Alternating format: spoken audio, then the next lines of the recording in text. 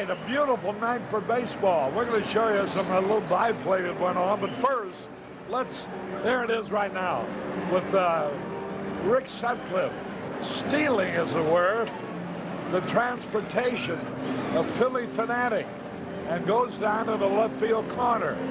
And now he's chasing the Fanatic now, tries to get his cart away. Now, Sutcliffe's going to run to the bullpen. The Fanatic's going to try to catch him.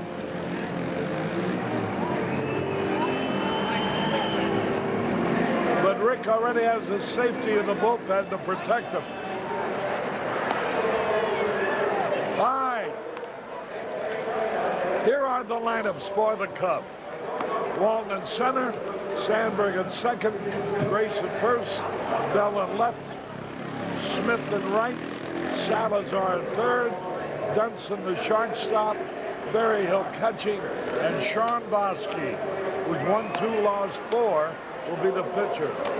For the Phillies, who won 1-0 in 16 innings last night, and whose record now is identical to the Cubs, Hayes, Von Hayes in center, Backman at second, Kruk in left, Jordan at first, Charlie Hayes at third, Darren Fletcher, the catcher, Thon, the hero of last night's victory, the shortstop, Johnny Morris in right field, and veteran Danny Cox, formerly of the St. Louis Cardinals, who's been out of action better than 2 years, will pitch for the Phillies.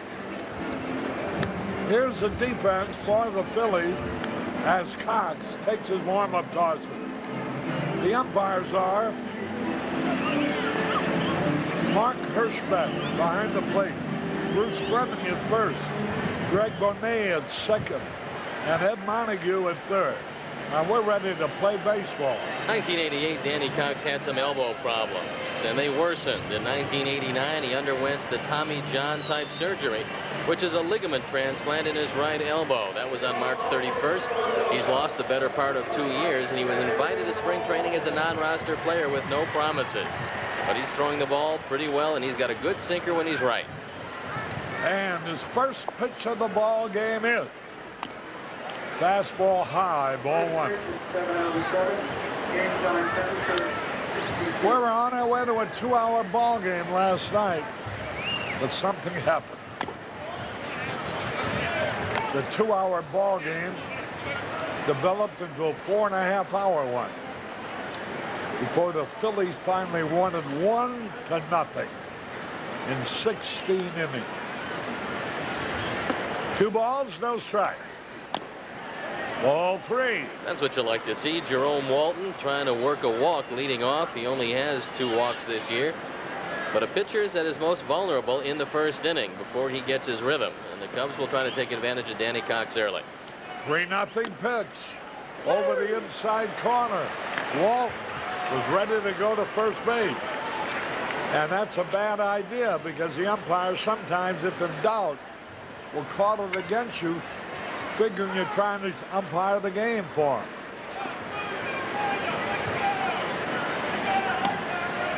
Three balls and the strike.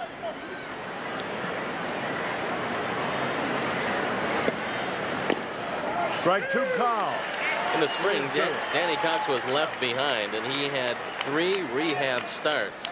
He didn't give up anything with the Clearwater Phillies in April. That propelled him back to the major leagues. Struck him out. He still has not swung the bat. He took 3 balls. He took 3 strikes, and he's out. 1 away. That was the same position as the first strike that Mark Hirschbeck called. Right over the inside corner. 1 out. Here's Sandberg, 1 out of 7 last night. Danny Cox, veteran right-handed. Curveball in there, a strike call. A big guy, about 6'6".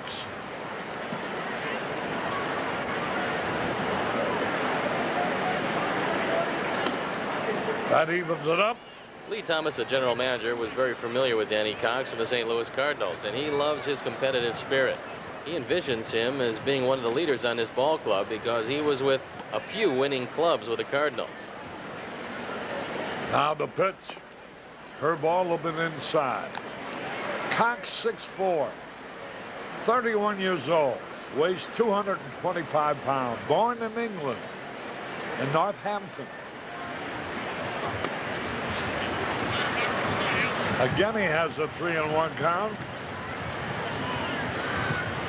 Looks like he's not particularly comfortable with the front of that mound. They put play both by the rubber and the front where the pitcher lands. And many times you've got to work it into your style. Everybody has a different stride, and your foot is going to hit in a different spot. Gray balls and the strike. Up the foul, back out of play, 3-2. Fletcher came back. No chance to make a play. It's not near as humid or muggy tonight as it was last night, so perhaps the ball will fly a little bit farther. Last night the Cubs hit a lot of balls to the warning track, but it was very heavy air here in Philadelphia. This is generally known as a pretty good hitter's park, but you wouldn't know it by last night's efforts. Ball 4, he walked him. Sandberg gets a base on ball. And that will bring up Mark Grace. 1 out, 1 on. Grace, nothing out of 4. Walked 3 times last night. Cox comes out of Alabama, went to Troy, Alabama State University. His college coach was Chase Riddle, who helped the Cardinals sign Steve Carlton. The Redbirds drafted Cox in the 15th round in 1981. Now makes his home in Freeburg, Illinois. Going up to get that jacket. Runner at first, 1 out. George Bell on deck. Let's get the jacket.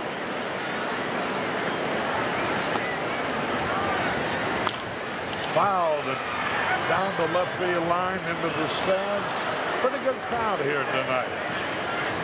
Danny Cox needed a place to play, and anybody could have had him. But it was a gamble because you never really know if a man's going to come back.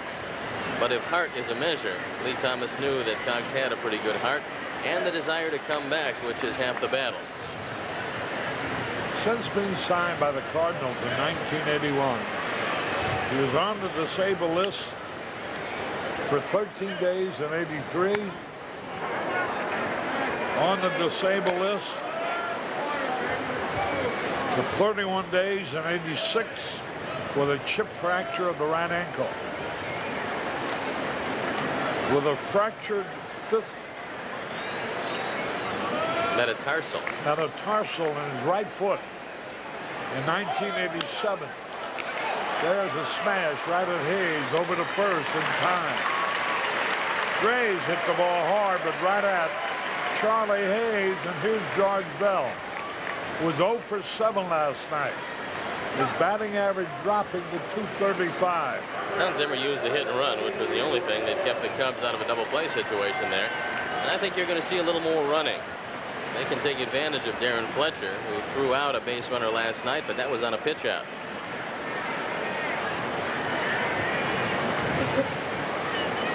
Cox's best year with the Cardinals was 85. He won 18, lost 9. And then from that point on, he was plagued with injuries.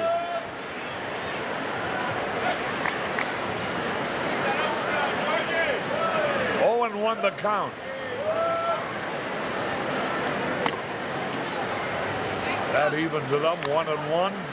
The Phillies started out with a fragmented starting rotation, and they realized that they had to get their ace Kenny Howell back, and they were hoping that Danny Cox would come back. Cox has come back a little earlier.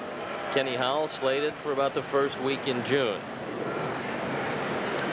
Bell is 4 out of 21.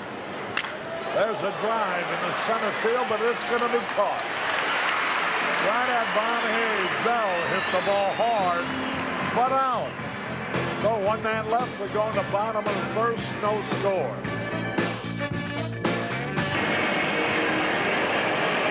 Harry Carey back at the ballpark. There's the Cubs defense. Boskie pitching. Salazar at third. Dwight Smith giving Andre Dawson a rest. Andre had 3 hits last night, 3 of the Cubs' 10.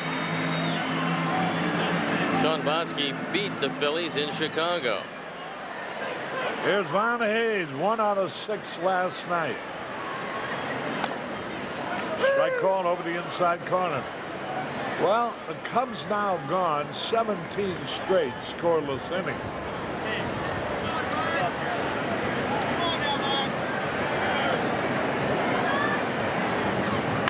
There's a drive. Nobody will get this one. Might be an extra base hit. Dwight Smith's throw, not in time, a double. So Hayes leads off with a double to right.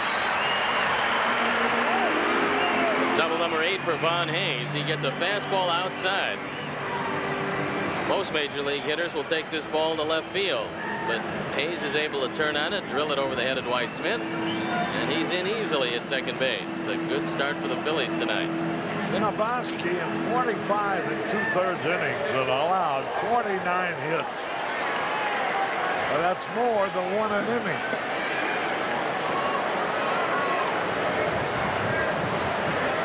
Here now is Wally Backman. Shorten up the bunt. Strike is called. Hayes leading off with a double to right. Backman hitting .231. Backman not normally a full hitter, but he knows he's got to hit the ball to the right side or bunt it to the left side if he's going to move along Hayes. Fastball is high. Wally's not really happy with the 3-man platoon system at second base. We saw Mickey Morandini last night. Randy Reddy is the right-handed counterpart. And Backman formed the trifecta, with none of them getting a lot of playing time. Backman 5 out of 9 against the pitching of Boskie. Ground ball. Sandberg throws him out, but Von Hayes advances to third base. And here's John Kruk, probably the best hitter in their lineup.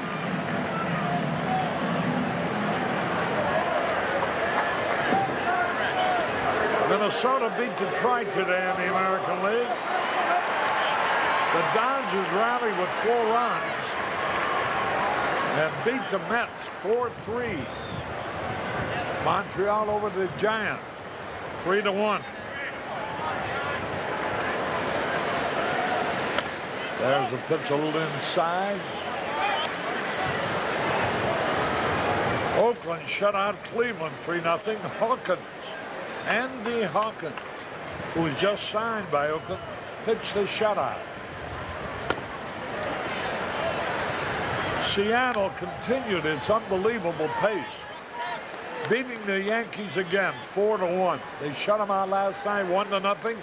The Yankees scored in the bottom of the 9th, their only run today. Swung and he missed. 2 balls and a strike. Kruk is among the league leaders in RBIs. There you see what he's done lifetime against the Cubs. They play him as an opposite field hitter with a gap in right center field. So far, Boskie's working him inside. You don't want to throw him too many slow pitches because that would be away from the defense. Strike 2 call over the inside corner.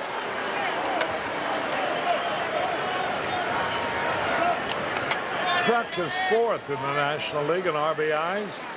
Calderon of Montreal second to Will Clark, who leads with 33.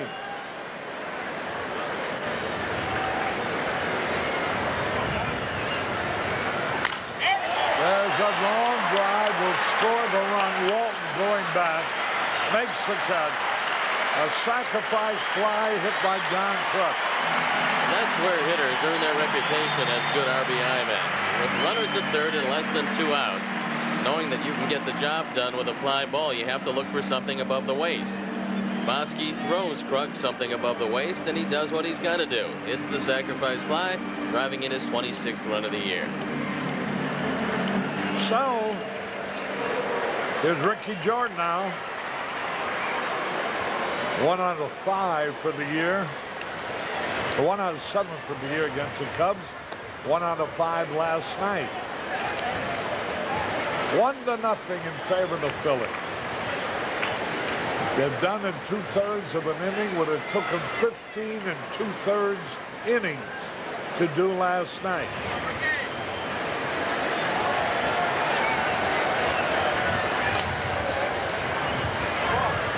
A ball and a strike, 2 and a out.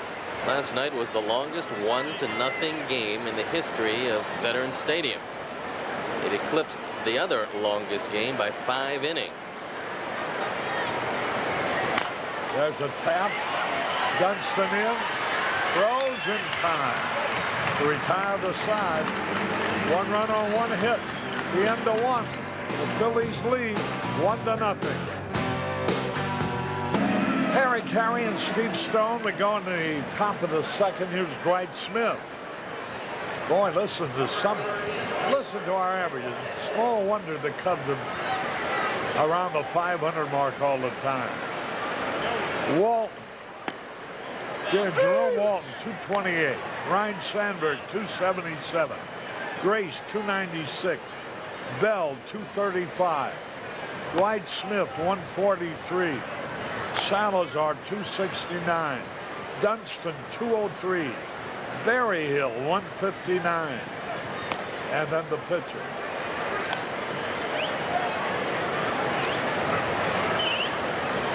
But the Phillies aren't much better themselves. Hence identical 17-18 records. Ground ball. He swung from the heel. He hits the third baseman. He throws him out. Boy, he turned his body. He pulled his head. He pulled the bat as if to hit the right field. And it went down the third baseline to Charlie Hayes. You can see right there the hitch in the swing of Dwight Smith and the fact that he wraps the bat behind him. Watch this. By wrapping the bat like that, you can't get around on the inside pitch, and that's where the fastball is. And bat are. It seems to be an impossibility for the ball to go down to the third baseman. 1 out. Here's Salazar.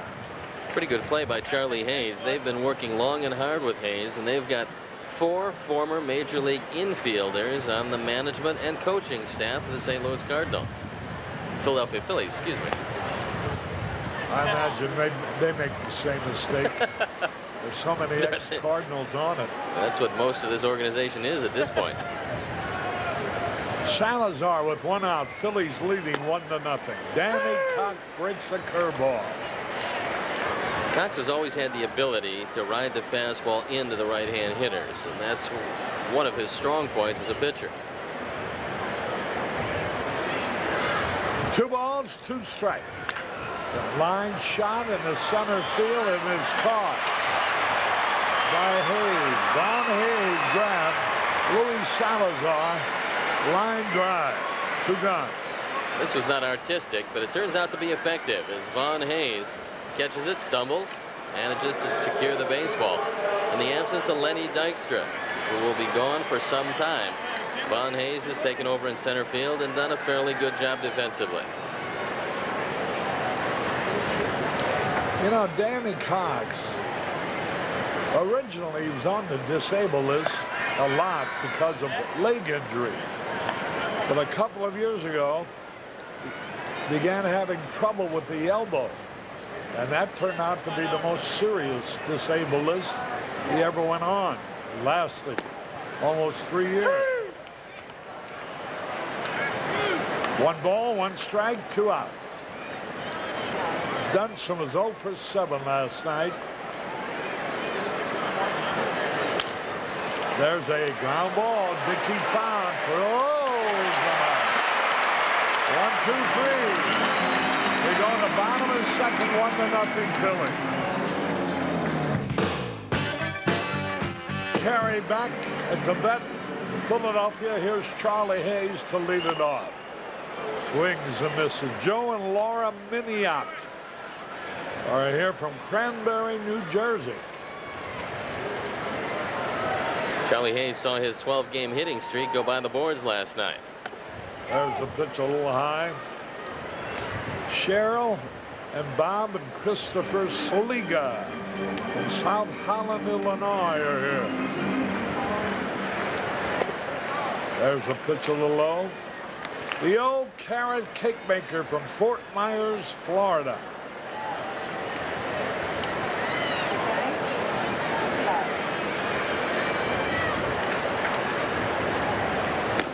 Curveball outside. 3 balls and a strike.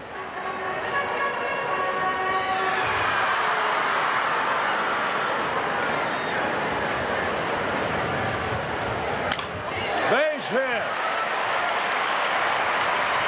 Charlie Hayes singled sharply to center.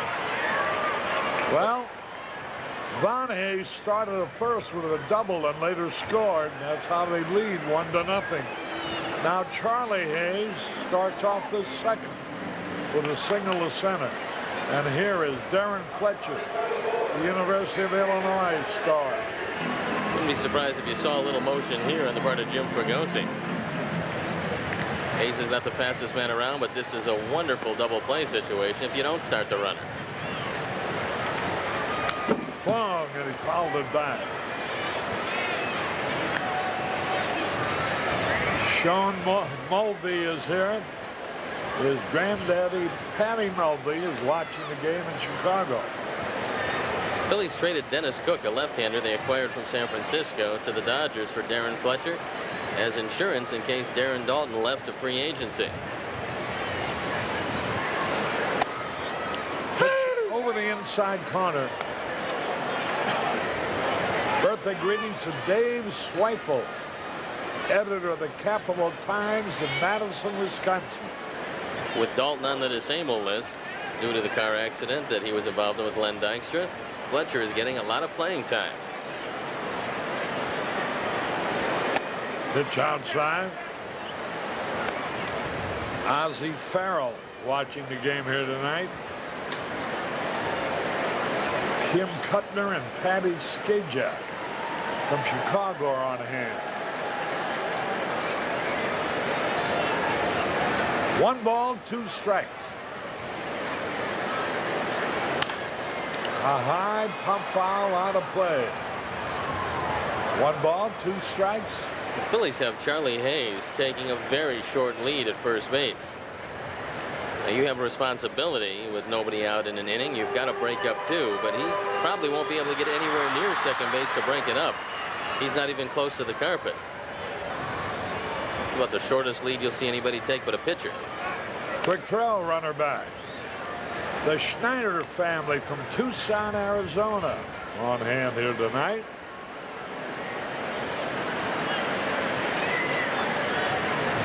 One and 2.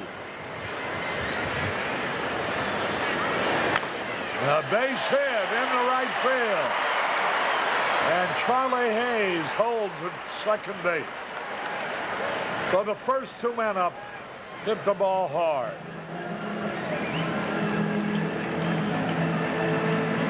Luis Salazar goes in to have a word with Shawn Boskie. He's talking about the bunt situation and what exactly he'll want Boskie to do. Now, if the third baseman hangs back, that means that Boskie will have to go to the line to get any bunt. If Salazar is going to charge, that means Boskie will charge straight ahead. The Beavers family from Meridian, Connecticut on hand. Here now, Dickie found a hero last night. Pops up the first pitch, coming back. Barry Hill can't make a play into the stand. Dickie Fond got his 3rd hit.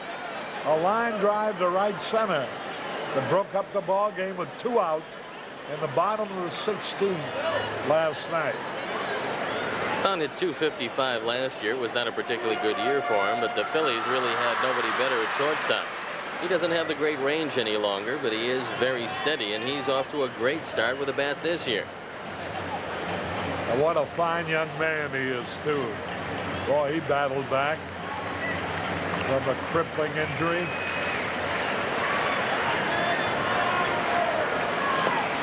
A little bit low and outside. A ball and a strike.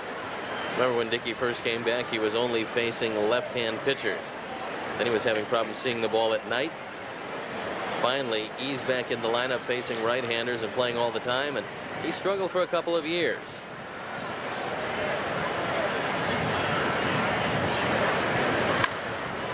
high pop fly on the infield. Sandberg is there, and he makes the catch. 1 out. Here's Johnny Morris, who pinch hit last night, got a base hit against the left-hander. Another ex-Cardinal, Johnny Morris, hitting .310.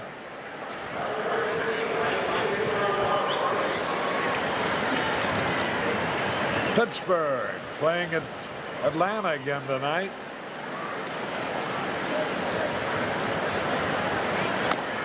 Strike call on John Morris. Danny Cox will be up there next.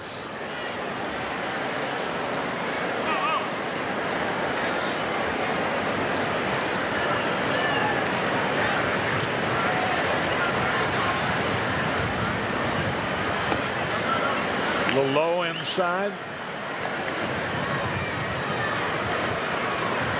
Cox has been hitless this year. Nothing out of 6.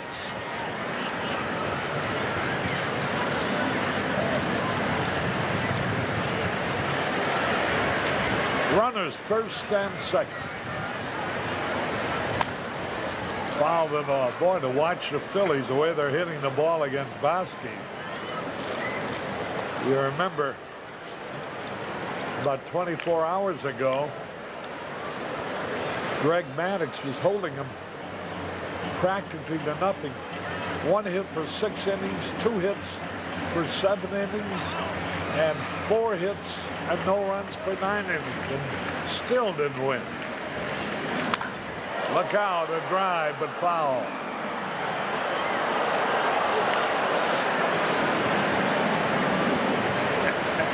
The Phillies pitching has improved, but it's still a far way from the best pitching in baseball. The Phillies ERA is at 3.6. Last year that ERA was well over 4 for the entire season. The bullpen was a disaster. That's one of the reasons they acquired Mitch Williams. They've got some good youngsters, some veterans in the pen, and the starting rotation will be a whole lot better when Ken Howell gets back.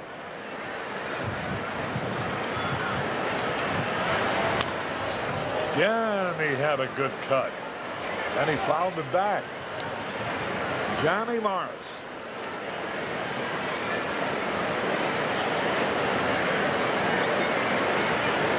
No relation to the Johnny Morris, a sportscaster in Chicago.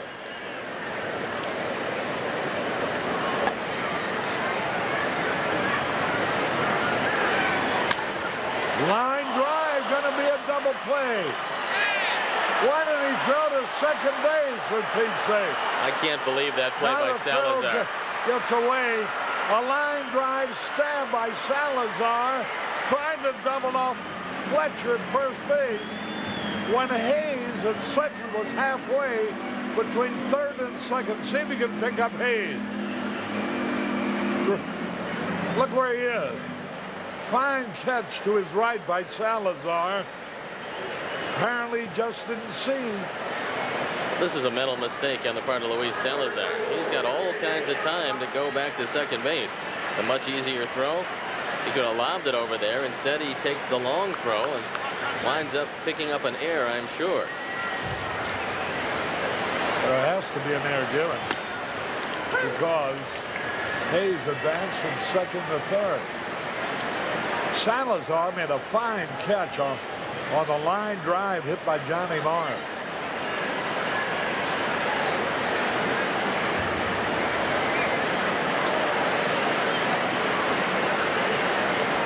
Ooh, nice save by Berryhill. 1 ball, 1 strike. Danny Cox, the hitter. That might be a... Now watch. Nobody at second. But watch Sandberg get to the bag. By the time Luis stops, Ryne Sandberg is standing on the bag, and you'll see it when Luis throws across. Rhino was right on the bag in plenty of time. Bouncing ball. Toss for a force out by Dunston to Sandberg. So no harm done. At the end of 2 innings, the Phillies lead 1-0. Harry Carey with Steve Stone back at the in Philadelphia as we go to the top of the third with Damon Berryhill hitting only 159 for the year with 2 homers and 3 RBI. If Cox throws the ball down to Berryhill, he's got a pretty good shot, especially if he makes the ball be from the middle of the plate in. That's the pitch that he's hitting. But anything above the belt to the letters, he's had some problems with popping it up. Berryhill, 1-0 in favor of the Phillies. Cox is not allowed a hit. There's a high pop fly, boy. There's that uppercut swing of his. And second baseman Wally Backman makes the catch. Damon's going to have to make a decision here. He obviously can't handle the high pitch, and so that's a pitch he's going to have to lay off. And when guys have trouble hitting the high pitch, what they do is get in a crouch. Make sure they take away the high pitch from the pitcher. Damon keeps swinging at it, keeps hitting it right up the chute. I'm sure he's been told a million times about the swing he takes, but I guess it's a habit hard to break. Here's Boskie, a pretty good hitting pitcher. 3 out of 15 for the year. 1 out. Ground ball. Hayes bounces a throw over there, and it goes into right field. He's got to hustle back now. Safe. The reason he had to hustle back, he had started to take second. He had made a definite start towards second base. He knew he had done that, so he had to hustle to get back and got back all right. Charlie Hayes is using this throw where he bounces it off the turf, but he only wants 1 hop over there. He gets 2 hops and the ball flattens out, and then Shawn decides he's going to kick it into right field. Now hustling back, just able to make the play. A heads-up play by John Morris. You very rarely will see right fielders come in to back up the play at first, but it saves the Phillies a base. So there'll be charges in there on the throw by Charlie Hayes, and Cox still working on the no-hitter. Fouled it back, out of play by Jerome Walton, who fanned the first time up. Major John Wolf from Largo, Florida. Friends of Florence M. in Chicago. It's error number 7 for Charlie Hayes. That could have very easily been a base hit. It was hit down the line. He had to backhand it. But in the judgment of the official score, he had plenty of time to get him if the throw was good. 1 out, 1 on. Jerome Walton. Shortened up. The pitch was low and away. Kurt Carlson from Mount Morton Grove. Fred Parcells from Lincolnshire. And Faith Vilat from Franklin Park, Illinois. All here to pull for the Cubs.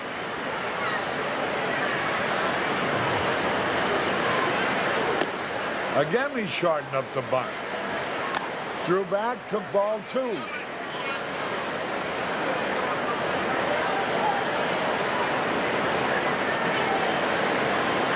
Well, when I saw the Mets game, was in the 7th inning. The Mets were leading 3-0, and Darling was pitching a heck of a ball game and struck out a lot of guys. But the Dodgers rallied with 4 in the 8th. There's a base hit. First one of the ball game. Here's Boskie trying for third. Here's a throw. Safe! And on the throw, Walton advances to second.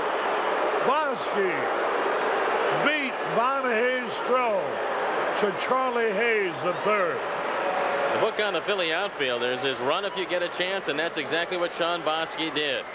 Very close play at third. The call by Ed Montague. Here comes Boskie, and here comes the throw. Charlie Hayes will slap it on, and Shawn Boskie getting in. And you can tell the tag. I think Shawn realized that Hayes was trying to tag him on one side, and he decided to pull the hand back and get in with the right hand. A fine slide by Boskie, and a good call by Montague. Now the throw beats him, but watch the left hand come back as the right hand hits the bag, and a fine play by Shawn. Here now is Sandberg with runners at second and third. Fastball inside. Sandberg 1 out of 7 yesterday. Walked his first time up tonight. Phil and Maggie tripped. Sending greetings to Chicago.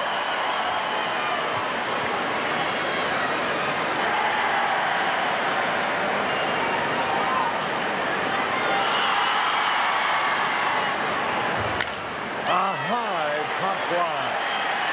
That'll be an easy out. Wally Backman's there, and he has it. So, 2 men are gone. And that brings up Mark Grace. Yesterday, with the game on the line in the 10th inning, the Phillies decided to walk Mark Grace and take their chances with a slumping George Bell. I wouldn't be surprised if they did the same thing here tonight, although it is early in the game. Grace is hitting the ball very well. George Bell is in the throes of a terrible slump. And let's see if they decide to do that or if they pitch to Grace. Bell, the first time, lying very hard to Von Hayes. George is 0 for his last 24 at-bats. Runners second and third. Top of the 3rd inning. 1-0 Phillies.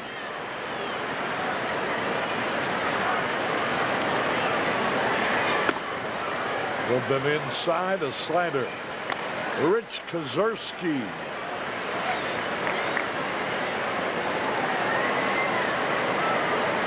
Former resident of Lyle. Watching the game here with his family.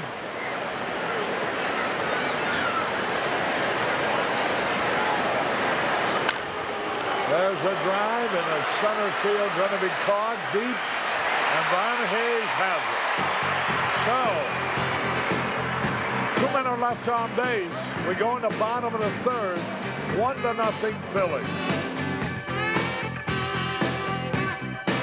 Back to the ballpark, there you see Greg Maddux talking to Danny Jackson. Boy, what a game young Maddux pitched last night. Doesn't seem possible. He couldn't have won the game. The Cubs have now gone 50 straight games, including last year's games, without a complete game. But Maddux should have had one last night. Not only that, they have now gone 19 straight innings without scoring a run. Here's Von Hayes. 1 strike to nothing. Inside. Get well wishes to Barbara Chapman from Chicago.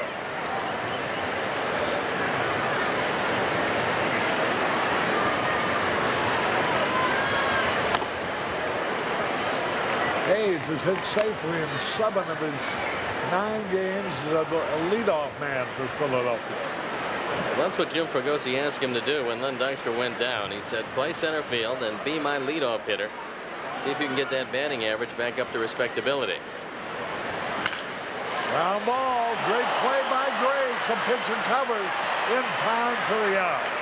From Grace to Boskie. Fine play. Mark Grace diving to his right takes a sure base hit away from Von Hayes. Now what you have to do is get back up and make a good solid toss to Shawn Boskie, and Grace does it perfectly. Boskie getting over quickly. You want to get the ball before the bag so you can right your footwork. Touch it with the right foot on the inside of the bag, and that's how it's done, folks. Here now is Wally Backman. Curve in there. The Dodgers got 4 in the 8th, beat the Mets 4-3. Montreal knocked off San Francisco 3-1. Minnesota over Detroit 4-1. Seattle held on to first place, beating the Yankees 4-1. Oakland knocked off Cleveland. Andy Hawkins making his first start for Oakland, the winner. Ground ball. Sandberg is there. Over to Grace, 2 gone. You know, Oakland has had a history over the last few years of taking a pitcher with limited success in another organization and making them into a big winner. It started with Storm Davis, who came over from Baltimore and won a lot of games for Oakland. Scott Sanderson went to Oakland. was a 17 or 18 game winner last year. And this year they're hoping to do much the same with Andy Hawkins. Tom Brenneman be coming along at the end of this inning. Here's Kruk. Whoa, he had a swing.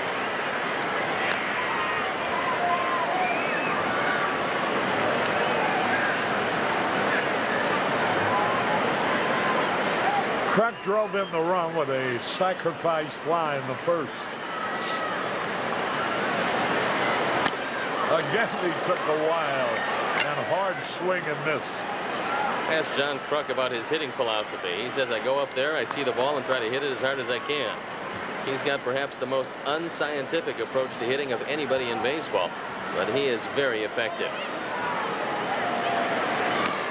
Watch the way he jiggles that bat up behind his head. Darned it.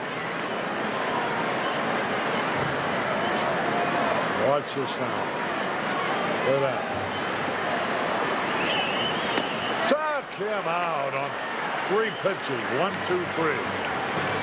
Carry from Philadelphia. We're at the end of 3 innings. The Phillies lead 1-0.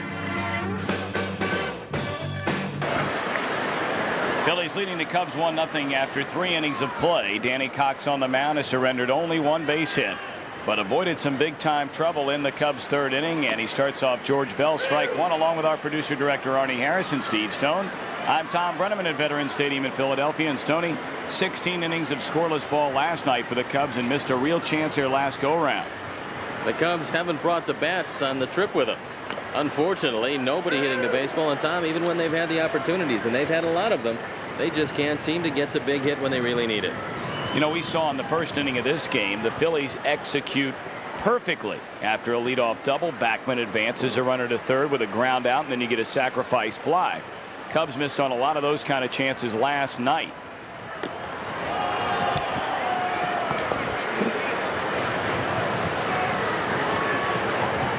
George Bell 0 for 24, and it is weighing heavily on him.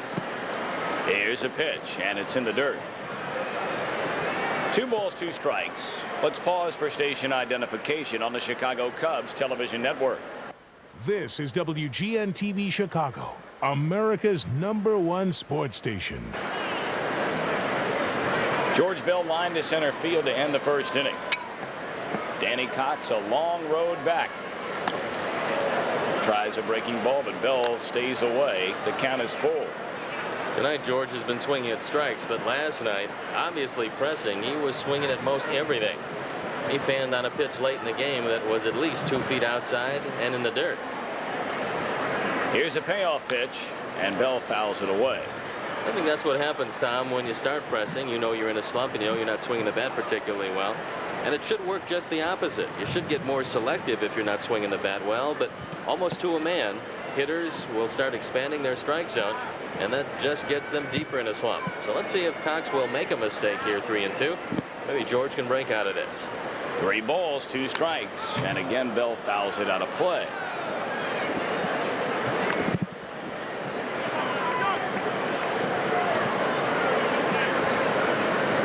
Nothing Philadelphia. We're in the 4th inning in the 2nd game of this 3-game series. A new skipper here in Philly is Jim Fregosi, and the team has played extremely well since he's taken over. 13 wins, 9 losses, and here at Veterans Stadium, 8-5. I've never heard a man who accepted the job with less fanfare than Jim Fregosi. I asked him about it. He said, look, I worked for the Phillies. I've worked here 2.5 years. This is just part of my job with the Phillies. I don't view this as a spectacular situation. If it works out, that's good. But I am a Philly employee, and they asked me to do it. High drive, right center field, playable for John Morris. Jim Fregosi has one of the most interesting philosophies about how to use his players, Steve, I've heard in a long time. He doesn't buy into this theory that players should be expected to play 145, 150, 155, or for that matter, every game. He thinks, and due to his own past experiences as a player, a former all-star shortstop, that you get the most out of your players in 140 games. Anything more than that, you've played them too much, and they'll be too tired to give it all they have at the end of the year. Well, that's a an interesting philosophy. However, I think Cal Ripken Jr. would probably argue with that. There's been a lot of players who played a lot of games over the years that might argue with him, but if it works for him and if it works for this Philly team, so much the better. But I believe if he had Len Dykstra in center field every day, he'd be playing him every day. Ball hit hard to deep center, racing back to the warning track. Hayes now at the wall, and it is gone. Dwight Smith absolutely crushed it to straightaway center. And it's a 1-1 game. The first home run and RBI for Dwight Smith, and Danny Cox can't believe it. Says 408 to straightaway center. Last night that ball wouldn't have made the warning track because of the heavy air, but tonight it's cool and crisp here in Philadelphia, and Dwight Smith gets it all. He gets to extend his arms, drills it over the head of Von Hayes, who makes a valiant attempt, but he runs out of room at the fence. He goes up as high as he can, and the ball is gone. And 20 innings of scoreless baseball for the Chicago Cubs have come to an end. Cubs without a run in 16 innings last night. The first 3 tonight after not scoring in the 9th inning a couple of nights ago. This is a low slider out over the plate. And Dwight Smith shows you he is a very strong young man.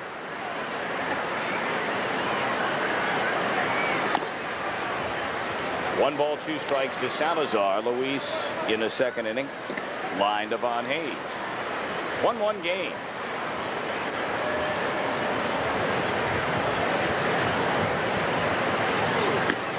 And out on strikes is Salazar, the 2nd tonight by Danny Cox.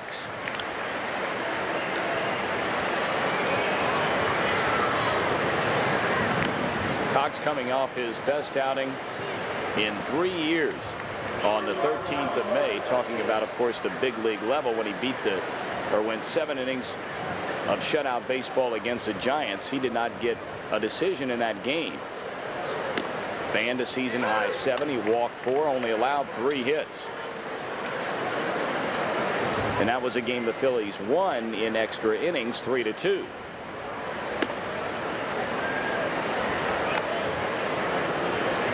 Cox has been pretty tough in 3 of his 4 starts. But the Los Angeles Dodgers got to him in just an inning and a third. They pounded out 7 hits and 5 earned runs. Dunston can't catch up with it. A count of 1 ball, 2 strikes. But take that one performance away from Cox, and he started against San Diego, gave him 1 earned run. Started against San Diego again with 2 earned runs and no earned runs to the Giants.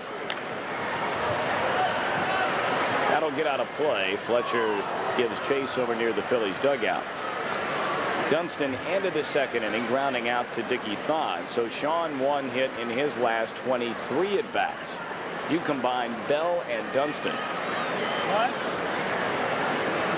And you're talking about a long drought. Throw in Berryhill to boot. Only 1 hit in the last 46 at bats when you combine Dunston and George Bell. 2 of the guys, certainly Don Zimmer, Jim Fry, Don Granesco, and many, many others considered to be positions where you wouldn't have to worry about the offense. And before the year is over, that may pan out to be right. But a roller Wally Backman's way. The inning is over. But Dwight Smith's home run to straightaway center ties it up, and we go to the bottom of the 4th. 1-1 game.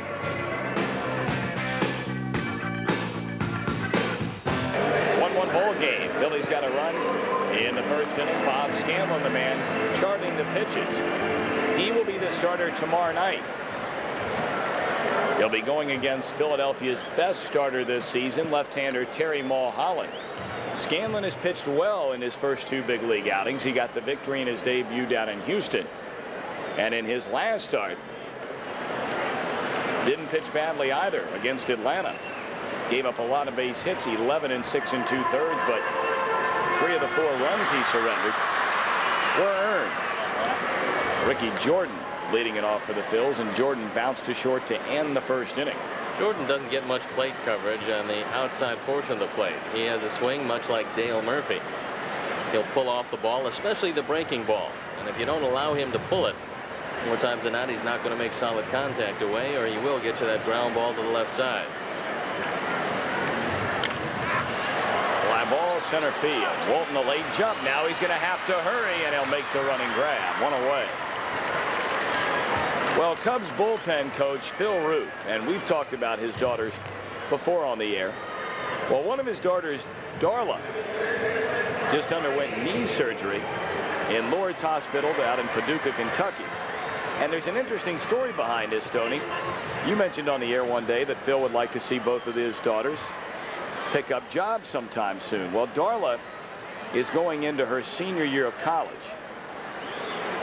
They've been putting off this surgery, and Phil says, well, you will have it done before you enter your senior year, so then you're ready to enter the workplace following your senior year. And Darla, we wish you well. 0-1 to Charlie Hayes. And it's a ball and a strike. Charlie Hayes, formerly with the San Francisco Giants organization, had nowhere to go, playing behind Matt Williams. Came along with Mulholland in a big deal a couple of years ago, and should be at third base for the Phillies for many years to come. Sometimes in this game you have to get a break, and that break means you get an opportunity. And Hayes has had every opportunity over here in Philadelphia. He's always been a streaky hitter, and even during the course of that 12-game hitting streak that ended last night, he still only hit .263. Because almost unbelievably, in the course of the 12-game streak, he only had one game where he got more than one hit. Ground ball, Dunston. 2 away.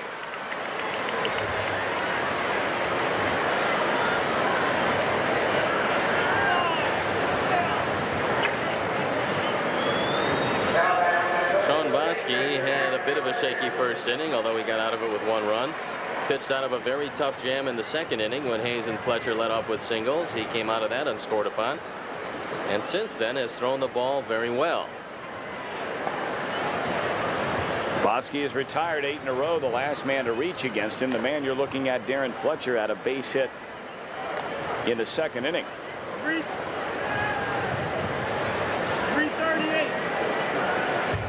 Fletcher has played extremely well since taking over for Darren Dalton after that near tragic auto accident. Fletcher spent his early seasons in professional baseball in the Dodgers organization, and of course no one is going to unseat Mike Scioscia. He comes over here, he's playing behind a man who, at least last season when he was acquired, was a potential free agent.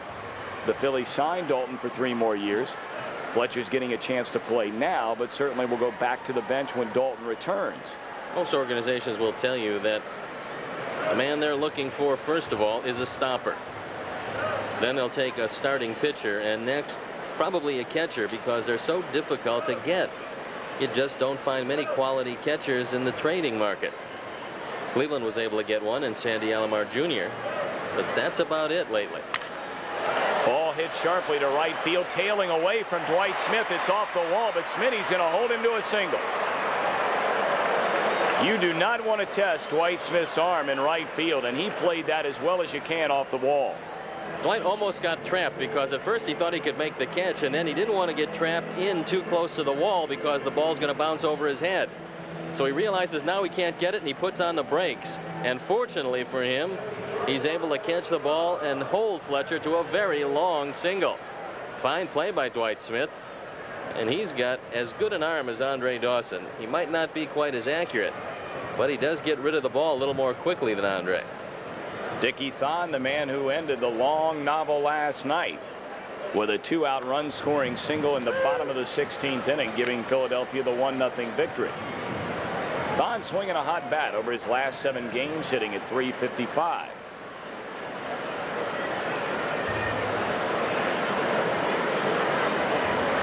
Two-out single by Fletcher. And the 0-1. 1 ball, 1 strike.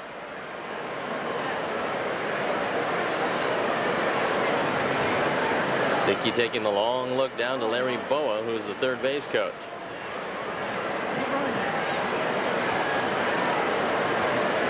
Boskie to sign from Berryhill, a ball and a strike. Glances over at Fletcher, and it's pulled foul.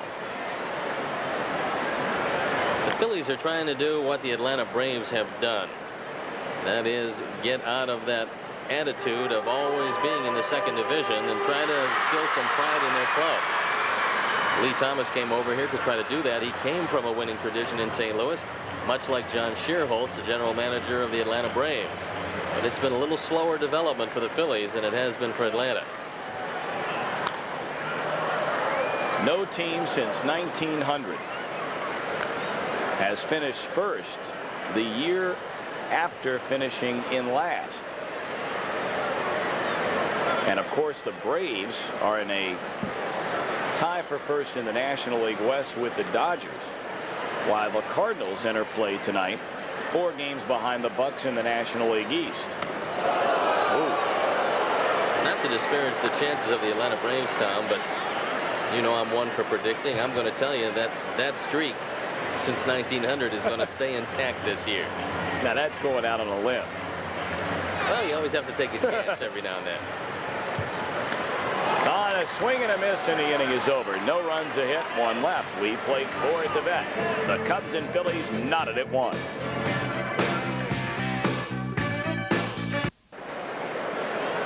Cubs 1 run on a couple of hits and an error. The Phillies 1 run, 4 hits, 1 error. As we begin the 5th inning, it'll be Damon Berryhill, Shawn Boskie, and then Danny Cox.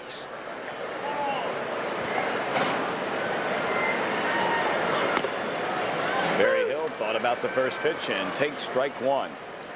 Damon Berryhill seems to have opened his stance some, trying to get the hands through the strike zone a little quicker.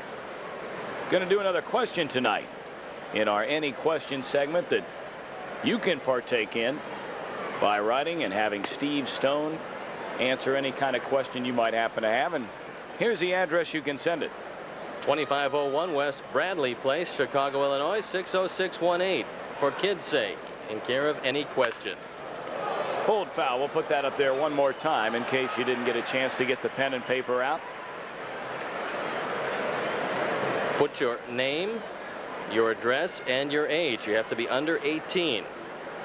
And it doesn't matter what it is, a question about the Cubs or about baseball, and we'll answer it for you. 1 ball, 2 strikes. Cox to Berryhill, and the count goes to 2-2. Damon Berryhill with an open stance. Joe Altobelli told him that the hands were lazy through the strike zone. And to be a better hitter, he would like to speed things up. So he has opened up. You can get the hips through quicker, and the hands have to follow. But none of that is going to work if you continue to swing at high pitches, as in the case of Damon Berryhill. Cox basically a low ball pitcher, and let's see if he makes a mistake to Damon. 3 balls, 2 strikes. Berryhill leading off the 5th inning in a 1-1 ball game. Fletcher the sign, and Cox bringing it to the plate. Popped up, but it'll drop in amongst the fans. Count holds steady, 3-2. Our question tonight is from Kristen Van Clay, and she is from Grand Rapids, Michigan, and she wants to know what the W and the J on the back of Shawon Dunston's helmet are all about. And I'll tell you what they're all about. That is in honor of his 2 daughters, Whitney and Jasmine. And Shawon Dunston has the WJ on the back of his helmet as a tribute to what he feels are 2 of the 3 of his most important aspects of his life.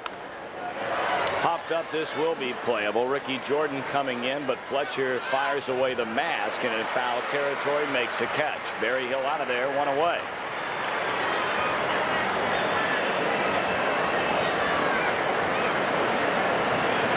So here's Shawn Boskie. Shawn reached on an error by the 3rd baseman Charlie Hayes in the 3rd inning. And then after Jerome Walton's single with Boskie going head first into 3rd just by the tag of Charlie Hayes on a throw from Von Hayes, was stranded right there when Sandberg popped up to 2nd and Grace entered the frame flying to center field. It was really a great slide by Boskie, Tom. I don't know if you have the monitors on the radio side, but it looked like Charlie Hayes went for the left hand, and Shawn Boskie brought the left hand in and touched the bag with the right hand. And a fine call by Ed Montague. Everybody talks about the players last night. Ed Montague deserves a tip of the cap as well. He doesn't get any time off. He was behind the plate last night for all 16 innings. And Boskie, a fly ball, shallow left center, truck coming in. And he's there. 2 up, 2 down. Danny Cox is sailing right along, and he is staking his claim early to the comeback player of the year. Essentially, this man missed 2 full seasons. Now, last year he threw a couple of times. Didn't mean much because he really didn't have anything at all. He was still rehabilitating from the Tommy John type surgery. So after a couple-year absence from the major leagues, he fought his way back, threw in 3 games in extended spring training for the Clearwater Phillies, didn't give up a run in 18 innings, and here he is. And here is Jerome Walton. Walton 1 for 2, struck out in the first inning, had a single into right center field in the third. In that 1989 season, Cox had started 2 Grapefruit League games and then removed himself after 2 innings of the second start because of the elbow problem. Prior to this season, the last time Cox appeared in a big league game was 1988. Started 13 games that year for the Cardinals, won 3, lost 8. Was 11-9 in '87. His best year in 1985, an 18-game winner with a .288 earned run average. Jerome Walton has tried to bunt a couple of times tonight, but the pitch has never been a strike, so he's pulled the bat back. And I got to believe that Don Zimmer had a talk with him about the responsibilities of a leadoff man and the fact that the bunt was a very big part of his arsenal in his rookie year, and he seems to have forgotten about it. It pulls the infield in at the corners if they know you can bunt, and gives you a much better shot of hitting the ball through the infield if you don't bunt. So it's a no-lose proposition. 3 balls and a strike now to Walton. Sandberg waiting on deck. 1-1 game. We're in the top of the 5th inning. Cox 31 years old. And Walton went after ball 4. Still doesn't want to take a walk, even though he is shown bunt a couple of times. That pitch was a foot out of the strike zone, and he would have been standing on first base with Ryne Sandberg up. Now the 3-2. And Walton shows bunt on a 3-2 pitch. Boy, oh boy, you can only shake your head and wonder why. 1-2-3 inning. We're going to the bottom of the 5th. Still 1-1. A man who's probably going through about 1,001 different types of thoughts right now. I don't think he's seen something like Walton just did in quite a long time. You swing at a 3-1 pitch around your ankles outside, and then on 3-2 try to bunt, and it goes for a strikeout. I know I haven't seen it in a while. We've seen Jerome try the 2-strike bunt many times. I haven't seen him successfully executed yet. So I don't know why that is part of his repertoire, but it's one that he would probably be best to forget. John Morris leading off the inning, a slow roller to Sandberg. 1 out. That's a pretty good pitch by Shawn Boskie because he rode the fastball up and in on the left-hand hitter, which is probably the most difficult thing for any right-hand pitcher to do. Watch Morris get tied up with his inside fastball. He can't get his hands out, and there's not really much he can do with it. You can see the soft bouncer to Ryne Sandberg, and that serves notice to the Phillies that he will come inside. Phillies have stranded 3. The Cubs have stranded 3. Phillies have out-hit them 4-2. But it's a 1-1 game in the runs category. Danny Cox bounced to Sean Dunston to end the 2nd inning. He went the short way to get the force at second. Fouled off. Grace will run out of room. 1 ball and 1 strike. Cubs, of course, will wrap up the series here tomorrow night. Mentioned a pitching matchup. The right-hander Scanlon 1-0 against the southpaw Terry Mulholland 5-2. Following an off-day Monday, the Cubs open a 3-game series in New York Tuesday night. And we'll see the doctor in the series opener, Doc Gooden. And we'll be on the air at 6:30 Central Time on Tuesday night. Mets were leading 2-0 today, cruising behind Ron Darling as you look at a schedule of our upcoming broadcasts. And then a Greg Jeffries error allowed 2 runs to score. The Dodgers came up with 4 runs in the bottom of the 8th inning and won the game 4-3. Ron Darling pitched one whale of a ball game. Cox is out on strikes, number 3 of the game for Boskie. Arnie Harris wanted me to remind you that we are not broadcasting tomorrow night's game. I was aware of that. Did I say that? Oh, but you can pick it up on WGN radio. Well, that's a very good idea.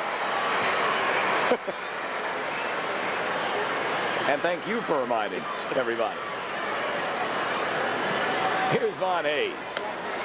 Von Hayes doubled down the right field line in the first inning, went to third on a bouncing ball from Wally Backman, scored the only Phillies run when Kruk hit a sacrifice to center field. And then he bounced out, robbed of a hit from Mark Grace on a dazzling play in the third. I don't think Shawn Boskie was very happy with Mark Hirschbeck giving Von Hayes the timeout when he asked for it, because Shawn was in the middle of his delivery and he couldn't follow through with it. 1-0 count. Good off-speed pitch there. 1 ball, 1 strike. Hayes has been up twice. He hit the ball hard twice, and so Boskie's going to have to make an adjustment, and this is third at bat. He's got a double and hit a rope right at Mark Grace. And he hits a fly ball here to right. But Dwight Smith puts it away, and Boskie, his second 1-2-3 inning of the game. We played 5 at the vet in Philadelphia. 1-1 affair. Chance to come to Veterans Stadium. You're missing one of the truly great acts in all of baseball, the Philly Fanatic. He's a very talented young man, and you know what? He's only missed 8 games in 13 years. Not only is he very talented, but he's also durable. But you don't want to get close to that costume in the summertime. Let me tell you something. It is horrible. Well, the San Diego Chicken had all those great years and still performs now all over baseball instead of just in San Diego, and that is definitely a great routine as well. But the Philly Fanatic would be a very close second because he puts on a tremendous show. 1-1 game. Our producer-director is Arnie Harris, and with Steve Stone, I'm Tom Brenneman. Sandberg to lead it off. He'll be followed by Mark Grace and then George Bell. Sandberg is 0 for 1, drew a walk in the first inning. But with a man at third base and only 1 out in the third, he popped up to the second baseman, Wally Backman. Did not get the run in. Big Cub fan here tonight, Tommy Harris, looking at the ball game. He's a track announcer at Garden State.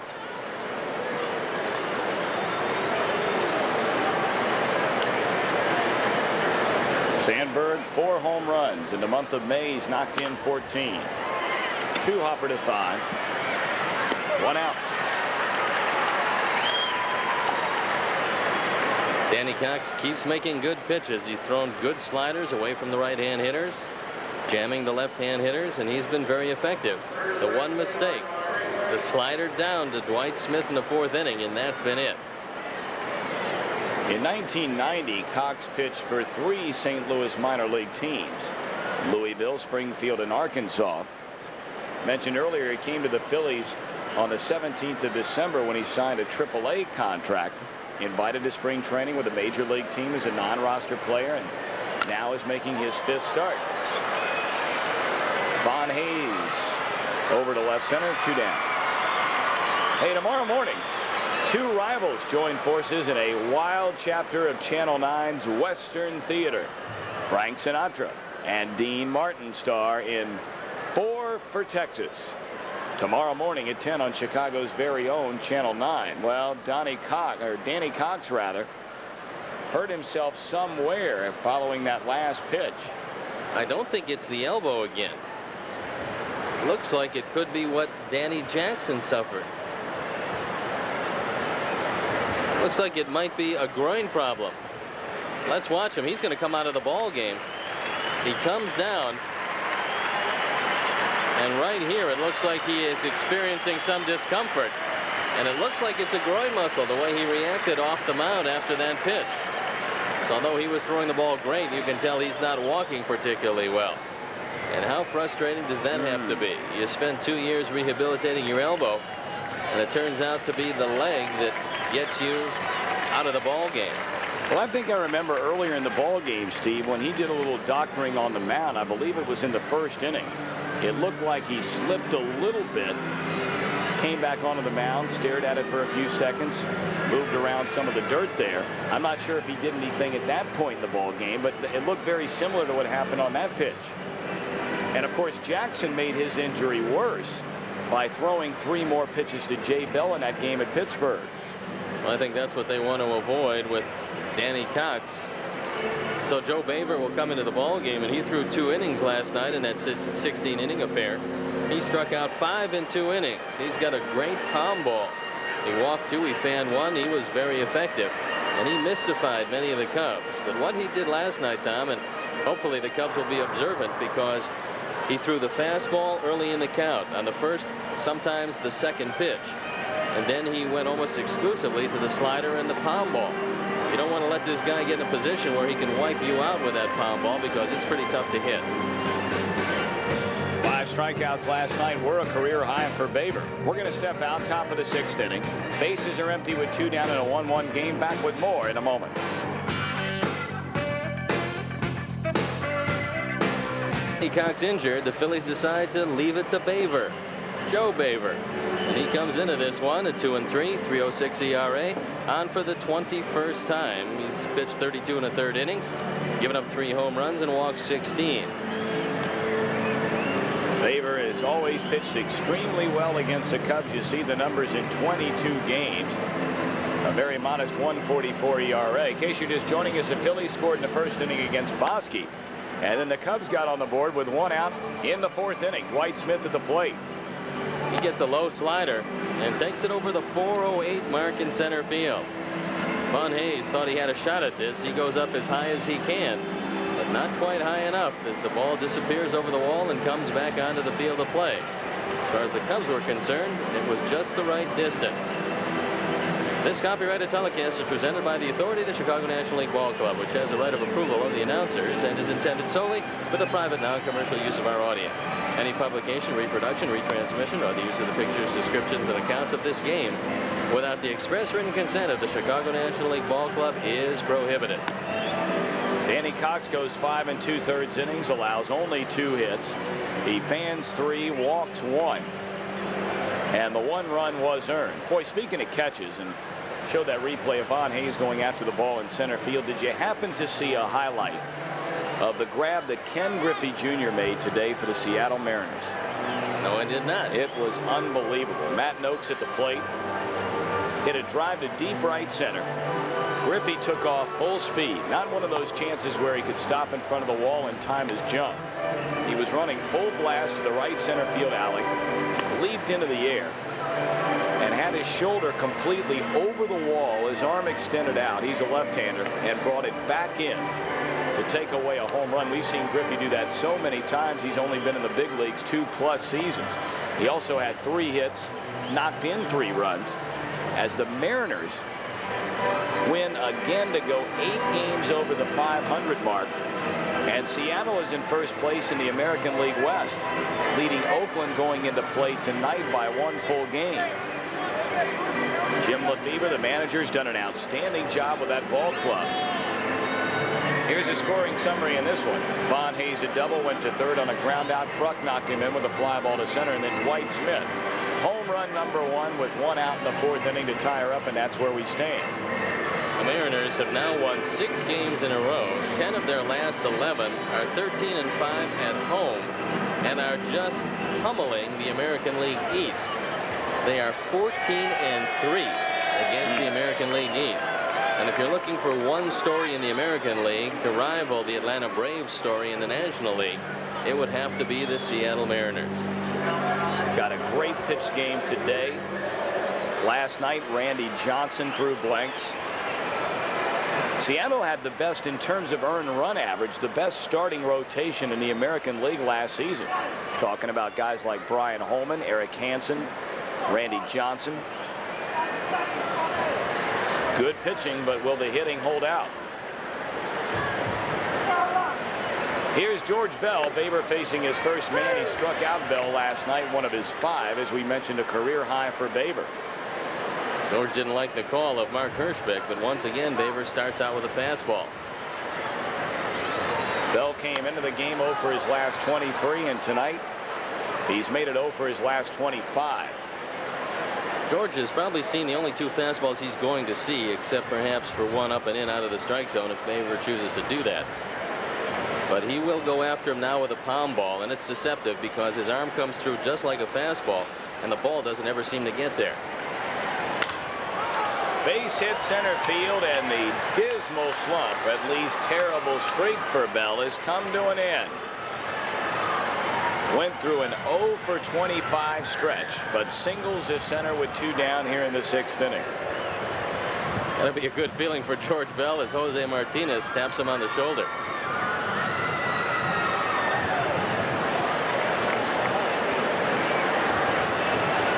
I imagine it feels like a man standing on your neck, Tom. When he finally gets off, it feels good.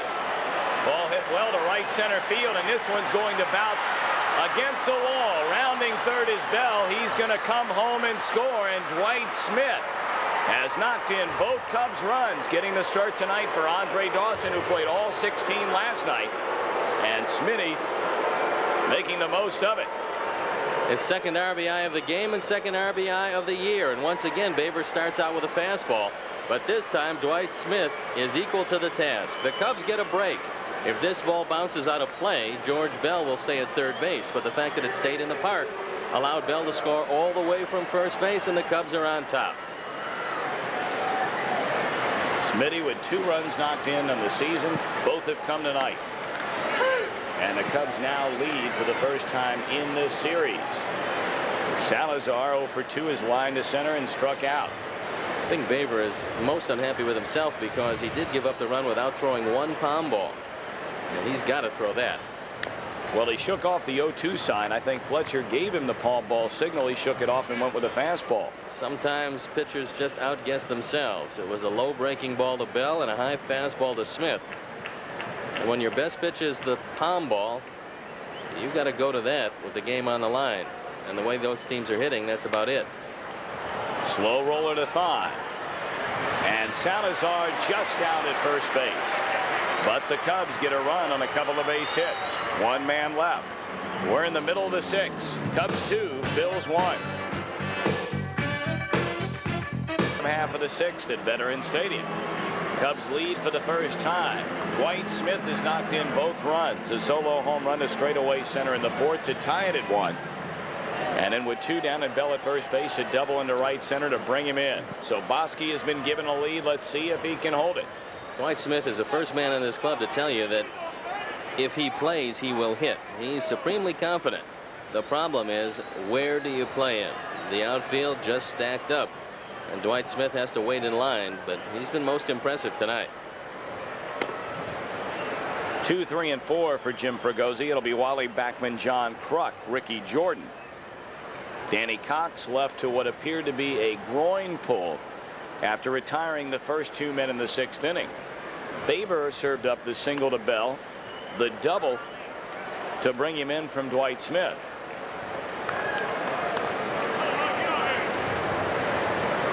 Two 2-0 to Backman. Longtime member of the New York Mets, went to Minnesota in 1989. Came back to the National League with the Pirates. Played very well platooning at third base with Jeff King, and then signed as a free agent with the Phillies, and again has teamed up with his old running mate Len Dykstra. I think you do Backman a disservice if you try to play him at third base. That is not his position. The one thing that Wally Backman does bring to a ball club is a sense of winning. Leadership role. He's been on winning teams with the Mets. He was always in the middle of everything. And Frank Cashen, the GM over in New York, said that he likes hard-nosed second basemen, and I think that Wally Backman probably is the prototype of that. 2 balls, 2 strikes. Boskie to pitch, and Backman fouls it off again. If Wally had his choice, he would be moving on to another location, because the 3-man rotation system at second base isn't his liking. None of the guys are really going to get much of a shot, but they project Mickey Morandini as their everyday second baseman. Right now, Jim Fregosi is easing his way into the lineup. Strike 3 on the outside corner. Backman didn't think so, but Hirschbeck says that's the way it is, and Boskie strikeout number 4. That was a straight change. Backman certainly was fooled by the velocity of the pitch, and the location good enough to be swinging. So thought Mark Hirschbeck.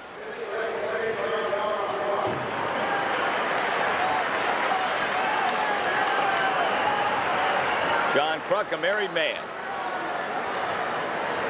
Of course, had the tragedy involving his bachelor party when Dykstra and Dalton had the car wreck. But well, you talk about one of the truly funny men in all of baseball. This is him, John Kruk. Came over and talked to Don Zimmer for a long time and just happened to be sitting around when he came over to visit. Said he got married during the day, was married, stayed here overnight, and left to go on an 11-day West Coast trip. And his wife did not come with him. If you believe in reincarnation, he's borrowing Babe Ruth's body. He doesn't have his head or his swing, but that's his body. Pops it up, shallow center, Sandberg, Dunston, it'll be Rhino. Second out of the inning. Of course, Zim was kidding him every time that these two teams get together. Zim will yell at him from the dugout. And Zim asked him, do you want me to tell you what pitches are coming in this series? And Kruk said, no, I don't think so. I've been hitting pretty well. He entered tonight at 322. He said, I'll keep guessing. However, he told Zim, if I come to the plate with the bases loaded in a 3-2 count, I'd be more than appreciative if you could pass me along what the pitch might be. Here's Ricky Jordan. 2 down, nobody on in a 2-1 Cubs game in the bottom of the 6th. This is a very encouraging performance out of Shawn Boskie, who got off to a shaky start but has settled down quite nicely. Shawn's only allowed 1 hit since the 2nd inning and should have a 1-2-3 frame here. Salazar, strong throw to Grace, and it is a 1-2-3 inning for Boskie. Harry coming back on board in the 7th at the end of 6. Cubs in front by a run. Hello again, everybody. Harry Carey with Steve Stone. Tom Brenneman has been going to the top of the 7th. Then you see Gary Scott and Rick Sutcliffe. We're in the top of the 7th. 2-1 in favor of the Cubs. Joe Baber, who replaced Danny Cox, who left after 5 2/3 innings, during which he allowed only 2 hits. One of them was a home run by Dwight Smith, who later also got the double that scored George Bell to put the Cubs ahead. Joe Baber. There's a pitch in there, a strike call. Tonight's designated Bud batter is Sandy Vatera from Rockford, Illinois. She has a chance to win $100 immediately, and a chance of sharing in a $10,000 bonus pool to be awarded at the end of the season. So good luck, Sandy Butera from Rockford, Illinois. Sean Dunston tried to check his swing. He threw the bat in the air, but Bruce Fleming said he went far enough. And instead of 3-1, Baber is even at 2-2. Dunston really in the slump. Had 0 for 7 last night. And he struck it out. Now he's nothing out of 10. I think both he and Bell put together had 1 hit out of the last 48 times at bat going into the game tonight.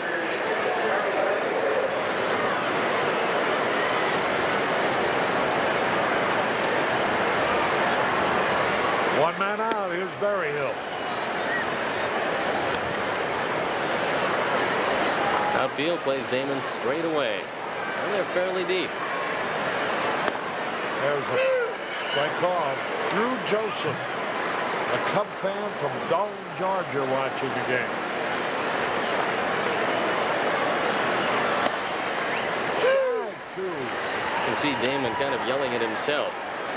When a pitcher's got a good palm ball and everybody knows it, many times the fastball freezes you, and that's exactly what happened as Baber threw it right by him.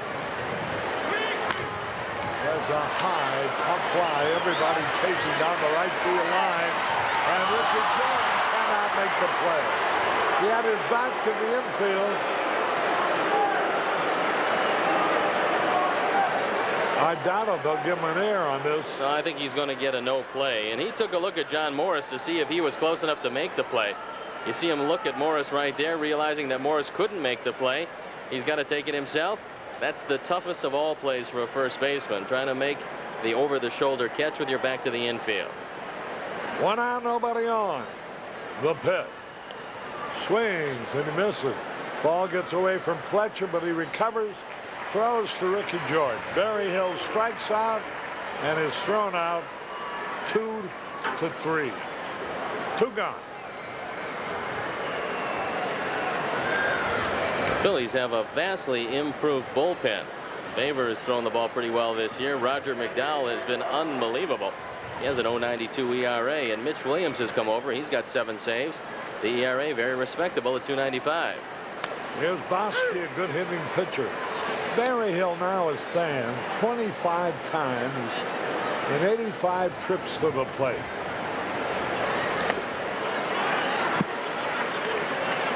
Boskie behind now 0-2, looking ahead to the bottom of the 7th.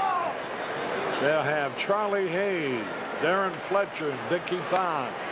Here's a pitch a little bit low. 2-1 in favor of the Cubs. Kind of surprised that Fletcher doesn't appeal that, because it looked like Boskie swung at it. Held up, and the count is even. 2 balls, 2 strikes. The Hollywood All-Star. Played an all-star celebrity team. Boskie goes down swinging. 1-2-3. Struck out the side. We go to the bottom of the 7th. 2-1 in favor of the Cubs. We go to the bottom of the 7th. Charlie Hayes will lead it off. He's 1 out of 2 tonight. Ritchie and Ackerfeld's up in the bullpen for Philadelphia as we get down closer to the spot occupied by Joe Baver. Charlie Hayes has a cracked bat. He didn't know it when he went to bat, but now he has to go back and get some new lumber.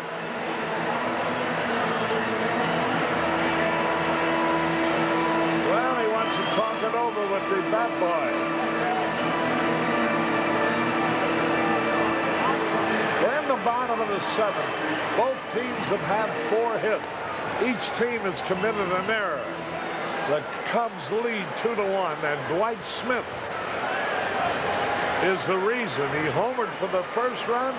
He hit a 2-out double to drive in the second run. Charlie Hayes takes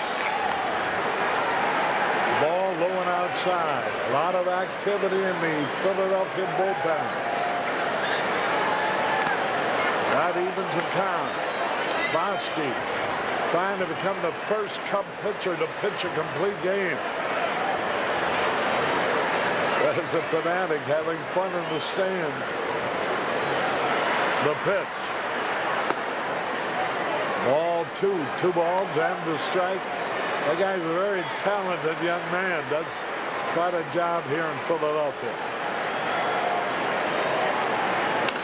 A high hop foul out of play into the stand. 2 balls, 2 strikes. Boskie has been able to use the straight change tonight. He's thrown the slider very well, and he's mixed up both location and velocity exceptionally well. Charlie Hayes leaving it off. Cubs trying to even up this series. Found it out of play.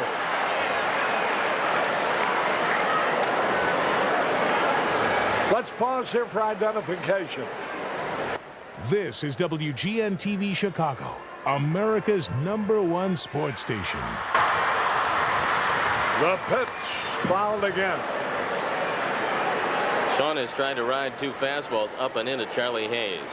That usually sets up a breaking ball down. It can be out of the strike zone, as Hayes will probably chase it. This is a pretty big out leading off the inning. Hayes singled to center his first time, rolled out to short the next time. Here's one of your Hollywood All-Stars, Harry, that you talked about before the game. Adrian's the man. How are you? Should have won that game. I gave it to him. Wait a minute. Here's the pitch. There's a drive. Look out. That may tie the score near the wall. It's caught by Jerome Walton. Boy, that ball suddenly died. 1 man out. Hayes flies deep to Jerome Walton. Adrian Zamed, I saw you scoring. Boy, you ran from first to home as fast as Ricky Henderson. Hey, you know, that's about the only thing I can do out there on that field is run. What are you doing? This is a lot better than last night, isn't it? Yeah, well, I'll say it. Hey, listen, what are you doing these days?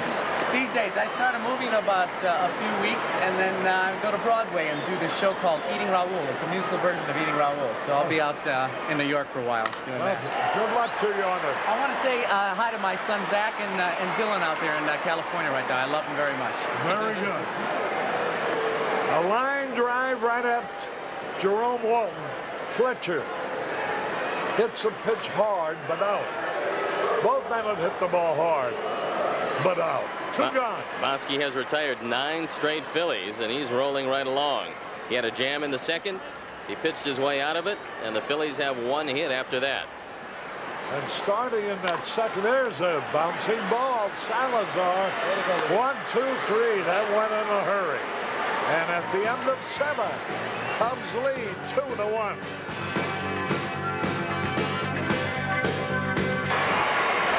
Carry back at the ballpark, and look who's coming out. Andre Dawson to start the 8th. He'll be batting for Jerome Walton. And every time Dawson comes up as a pinch hitter, you think of a first pitch home run. Andre doubled off Baver last night, leading off the 11th inning. There's a strike call.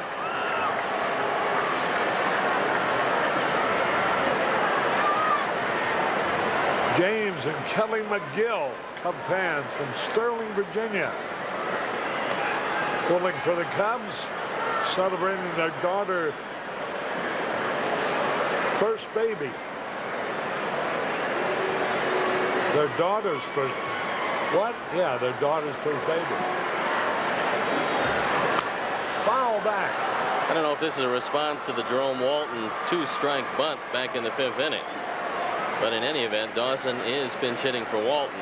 Most unusual to see him leading off an inning. 1 ball, 2 strike. Chuck him out. A high fastball that was out of the strike zone. And boy, that's 4 strikeouts in a row for Baver.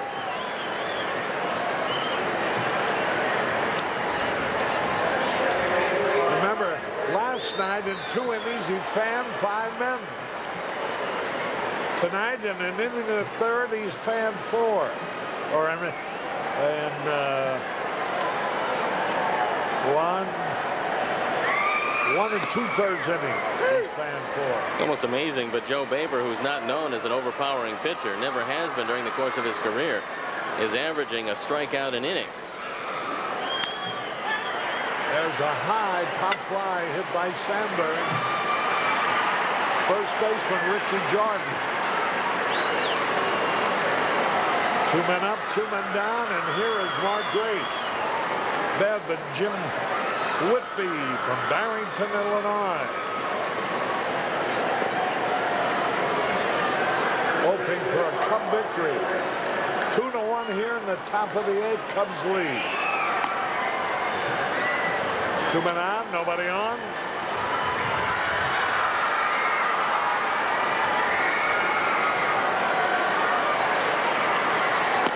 Swung and a miss. 1 ball, 1 strike. When the season started, everybody worried about the Cub pitching. Well, the Cub pitching's been pretty good, but the bats really have not followed suit. There's a high pop fly. Charlie Hayes chasing it and makes the catch. 1, 2, 3. We go in the bottom of the 8th. Cubs leading 2-1.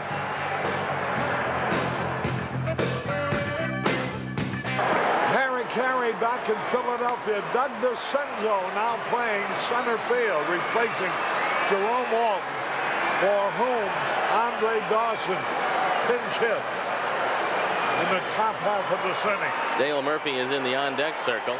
Mitch Williams loosening up in the bullpen for the Phillies, and Paul Assenmacher, the ever-present Paul Assenmacher, up in the bullpen for the Cubs. There's Johnny Morris, 0 for 2. Dale Murphy scored the winning run when he opened the 16th with a base hit last night. Finally scoring when Dickie Thon drove him in with 2 out in the bottom of the 16th. Good fastball in there, a ball and a strike. Shawn Boskie, boy, oh boy. He's pitched almost as good a ball game as Red Maddox. There's a pitch a little inside. 2 balls and a strike. Shawn hasn't walked anybody, and so because he's been around the plate all night, he is getting the benefit of the calls from Mark Hirschbeck. 2 balls and a strike.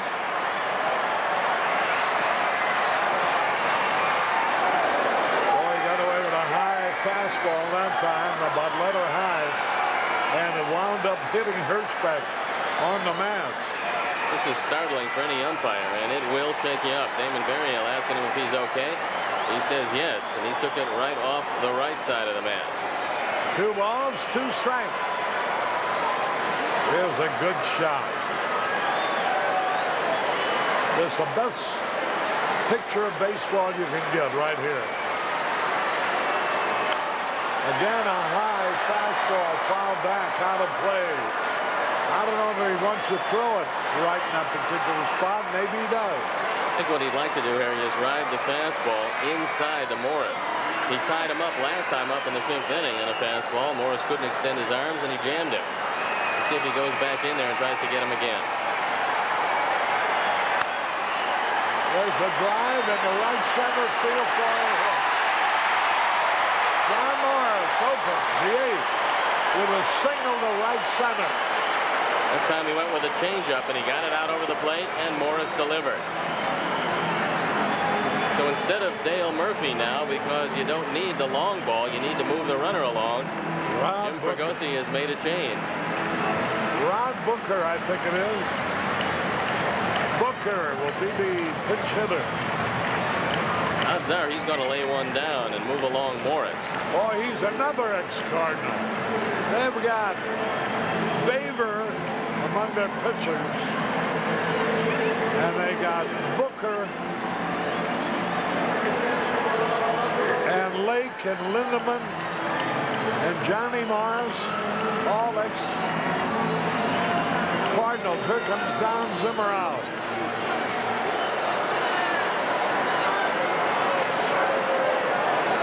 That's going to be it for Shawn Boskie. And Asamaku seems to be in there every day. That's all for Shawn Boskie, who pitched a fine ball game. We'll have more for you following this message. Well, Paul Asamaku. By the way, you know that Joe Baver, you were talking about him too. I never realized he could strike out people. He now has worked 34 innings for the Phillies, and he's fanned 36 men. That almost compares with Paul Asamaku, who has worked 27 innings and struck out 29 men. This has been a banner year strikeout-wise for Baver, and a banner year all the way around for Paul Asamaku. The ERA, a sparkling 2.33. He's on for the 20th time. That far and away leads the ball club in that department in 27 innings, giving up just 1 home run and walked just 4, while fanning 29 men. And what a strikeout to walk ratio he has. Dale Murphy will be the pinch hitter. Murphy, 220-pounder, 35 years old, makes his home here in Philadelphia now. For years, he was with Atlanta. And he was a teammate of Paul Asamaku. He watched him throw quite a bit, so if anybody is familiar with what he throws, it's Murphy. However, Murphy's had some problems on anything outside. And let's see if Asamaku can get it there. The tying run at first base. The Cubs lead 2-1. We're in the bottom of the 8th. The one thing Dale Murphy will do for you is ground into double plays. He's grounded into 7 of them this year. There's a drive way back. DeCenzo's there, going to make the catch. Murphy on the first pitch hit the ball solidly, but out to DeCenzo in left center. 1 out. And that brings up Von Hayes. When you see a big man like Dale Murphy hit that ball as hard as he hit it and realize that it didn't come close to carrying to the track, it makes you appreciate how hard Dwight Smith hit his to hit it out over the 408 side. And they gave him credit for hitting it 415 feet on their IBM tape measure. Here's Von Hayes, doubled in the first inning and scored a run after an infield out off the bat of Backman when Crook hit a sacrifice fly. That's the only run they have scored. One thing you have to watch with Hayes, who doesn't hit left-handers particularly well, is his ability to occasionally lay it down. The pitch. Oh, he tried to check his swing, and he singles to left. Von Hayes tried to stop his swing. Watch this. He tried to check it, and it hit the beat end of the bat and went in the left for a hit. Look at that. Excuse me. But it'll look like a ringing line drive in the box score. Watch the reaction of Von Hayes.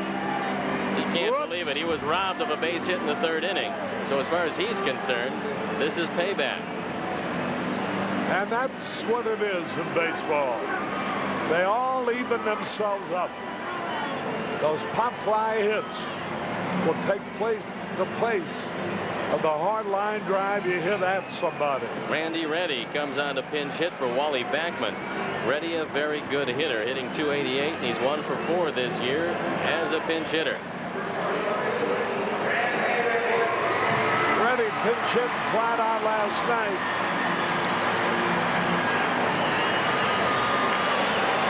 Reddy hitting .288, no homers, 6 RBI. Men are on at first and second, 1 out. John Kruk will be next.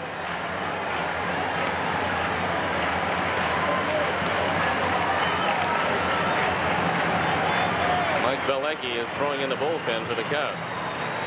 You know, Boskie retired 10 men in a row. The first man up this inning, Johnny Morris, single to right center, a looping single. Asamaker replaced him. 1 out, 2 men are on now. Randy Reddy. Curveball outside, ball 2.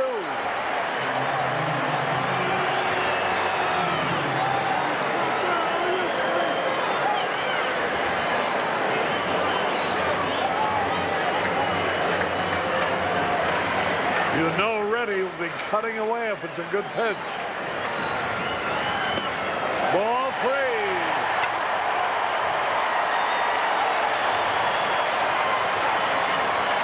This is the Cubs' 36th game of the year. It is also the 20th game that Asamaker has pitched in. 20 out of 36.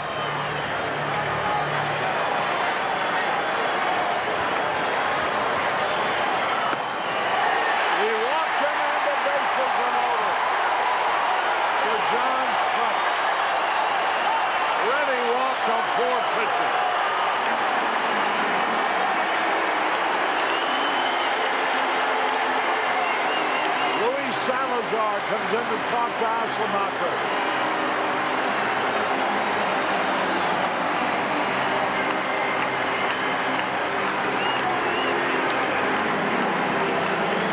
The Phillies have their chance in the ball game. The infield playing back, hoping for the double play, which will get out of the inning.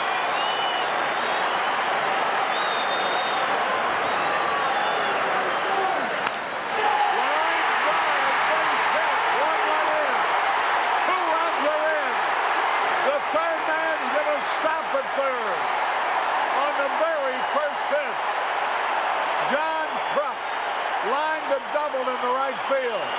They're playing him to hit the other way. It was a curveball inside, and he turned on it. Harvey RBIs 27 and 28 for John Kruk, who has 3 tonight. He's the best hitter on this ball club, and he shows you why he's among the league leaders in RBI. So Shawn Boskie can't win it. Paul Ossenmacher becomes a pitcher of record, and Don Zimmer comes out now, and apparently that's going to be it for Paul Ossenmacher. Zimmer walking out slowly. Boy, oh boy. Mannix pitched such a sensational game last night. Could make a run for him. 4 hits in 9 innings. Shut him out.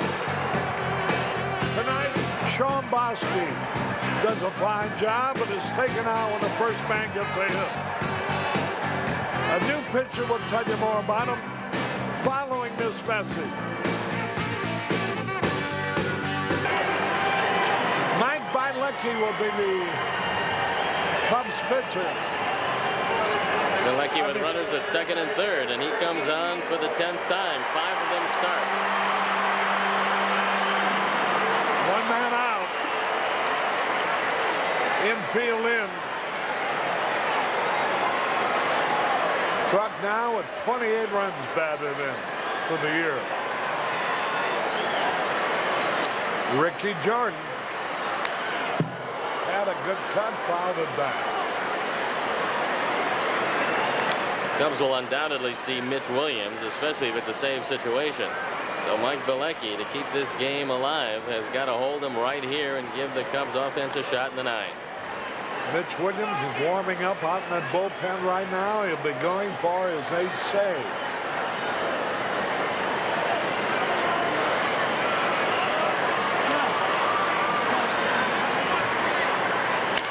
Ground ball hit for right field. A base hit. 1 run in. Here's another man going to score. 2-run score. As Jordan pokes the ball to right field with the infield in. Ryan Sandberg had very little chance. He dived for the ball.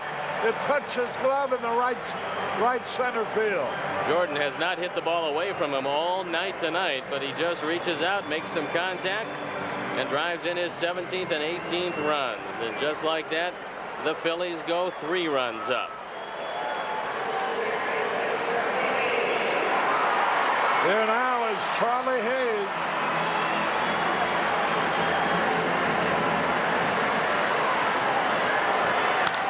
Ground ball, looks like a double play. Dunston steps on second, throws the first to retire the second. But 4-run score on 4 hits. Nobody left. At the end of 8, the Phillies 5, the Cubs 2. Ballpark. The producer director of Cubs baseball is Arnie Harris. The coordinating producer is Bill Borson.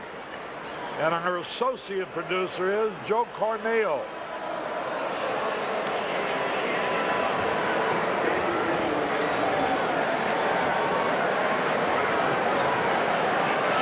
Leading it off for Chicago against Mitch Williams will be George Bell.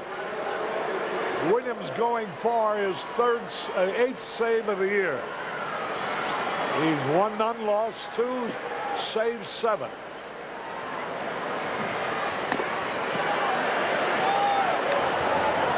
Here's the inning-ending double play, and for this double play, Carex makes a $100 contribution to Cubs Care.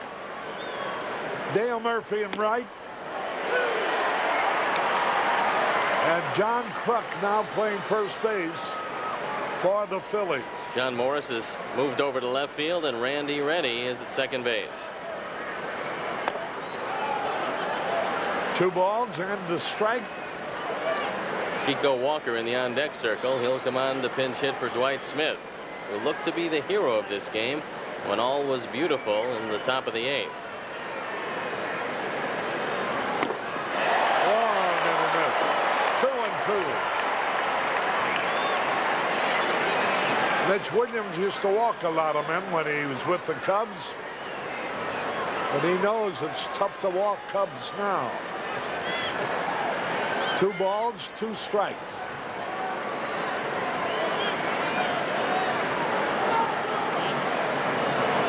He started and nobody was on base, and that had been a balk.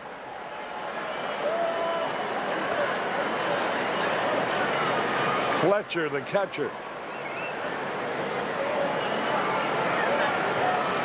Trots out to talk to him.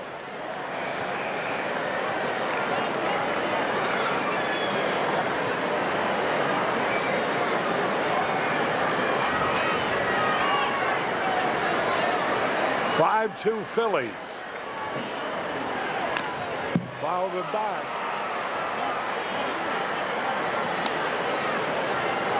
The Phillies, if they win, will reach 500, 18-18. The Cubs are trying to reach 500. They're 17-18 right now.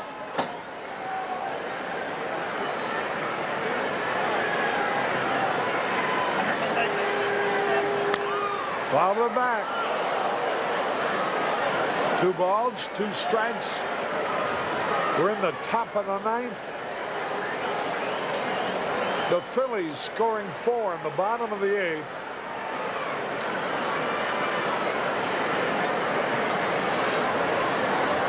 Have taken a 5-2 lead.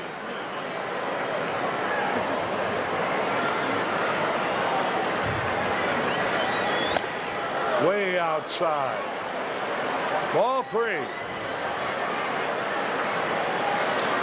3 balls, 2 strikes.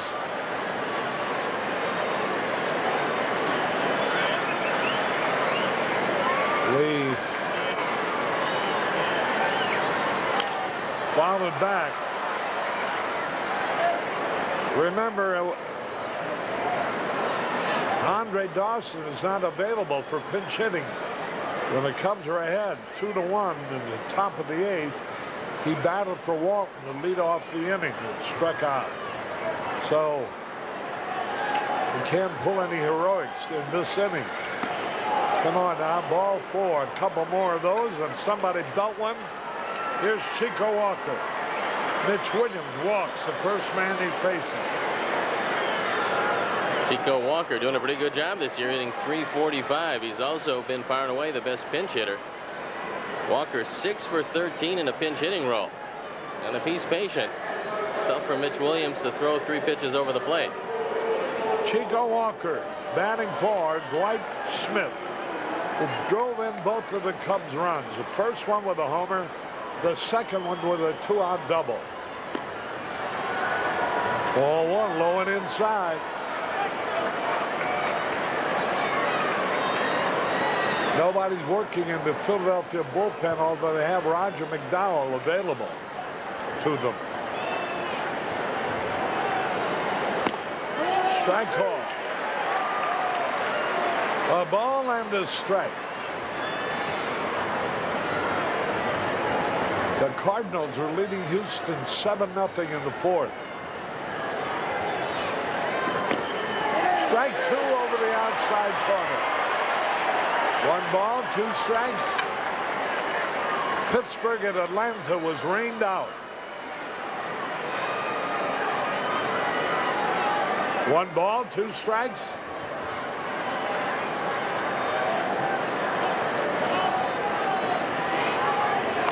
Ball outside. Luis Salazar will be next.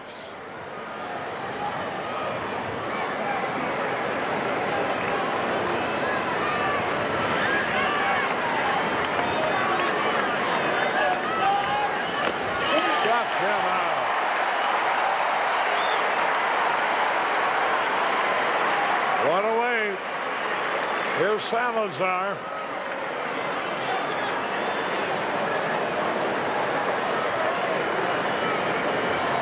Salazar is 0 for 3.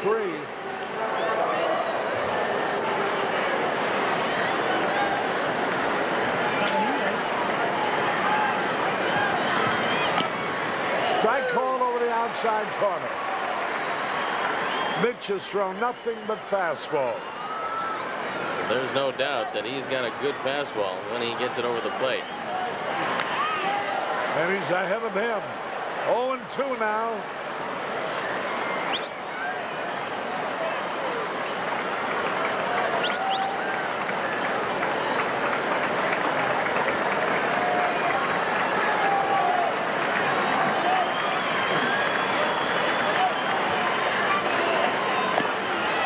fastball outside. And Salazar almost chased it. Checked it just in time.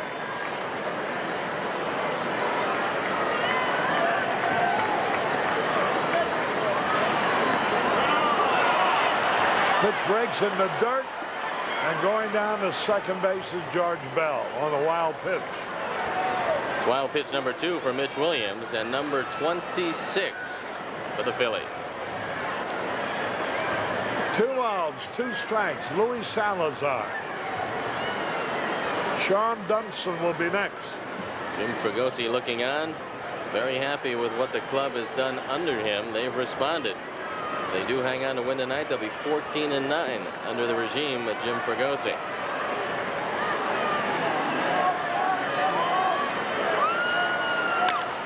Fouled it out of play.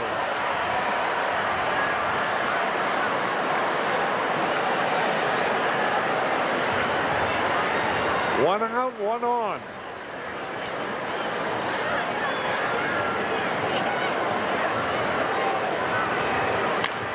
Ground ball. Out at first, 2 gone.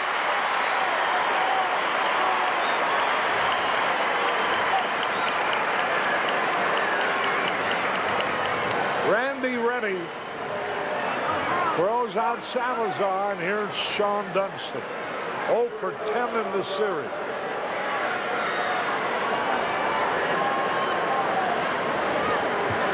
For 7 last night. Has hit 1 ball out of the infield in the last 2 nights. Swung and a miss.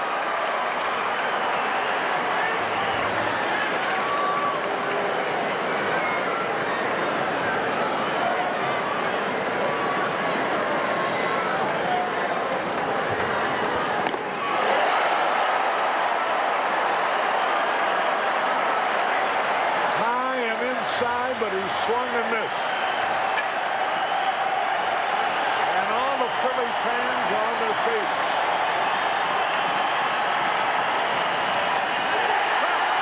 The ball game is over. The 8th save for Mitch Williams. The Phillies have reached the 500 mark. The Cubs now are 2 games under. The final, Phillies 5 and the Cubs 2. And we'll be back in a moment. Weiser play of the night. John Crux. 2-run double to right on the first pitch from Paul Assenmacher. A hanging curveball. And that was the whole ball game as the Phillies scored 4th in the bottom of their 8th inning to win the ball game 5-2. Crux double, the Budweiser play of the night. Well, a tough ball game indeed. Lose 1 last night. Waste brilliant pitching. Have fine pitching again tonight. Waste this one and lose. Now you're 2 games below 500 again.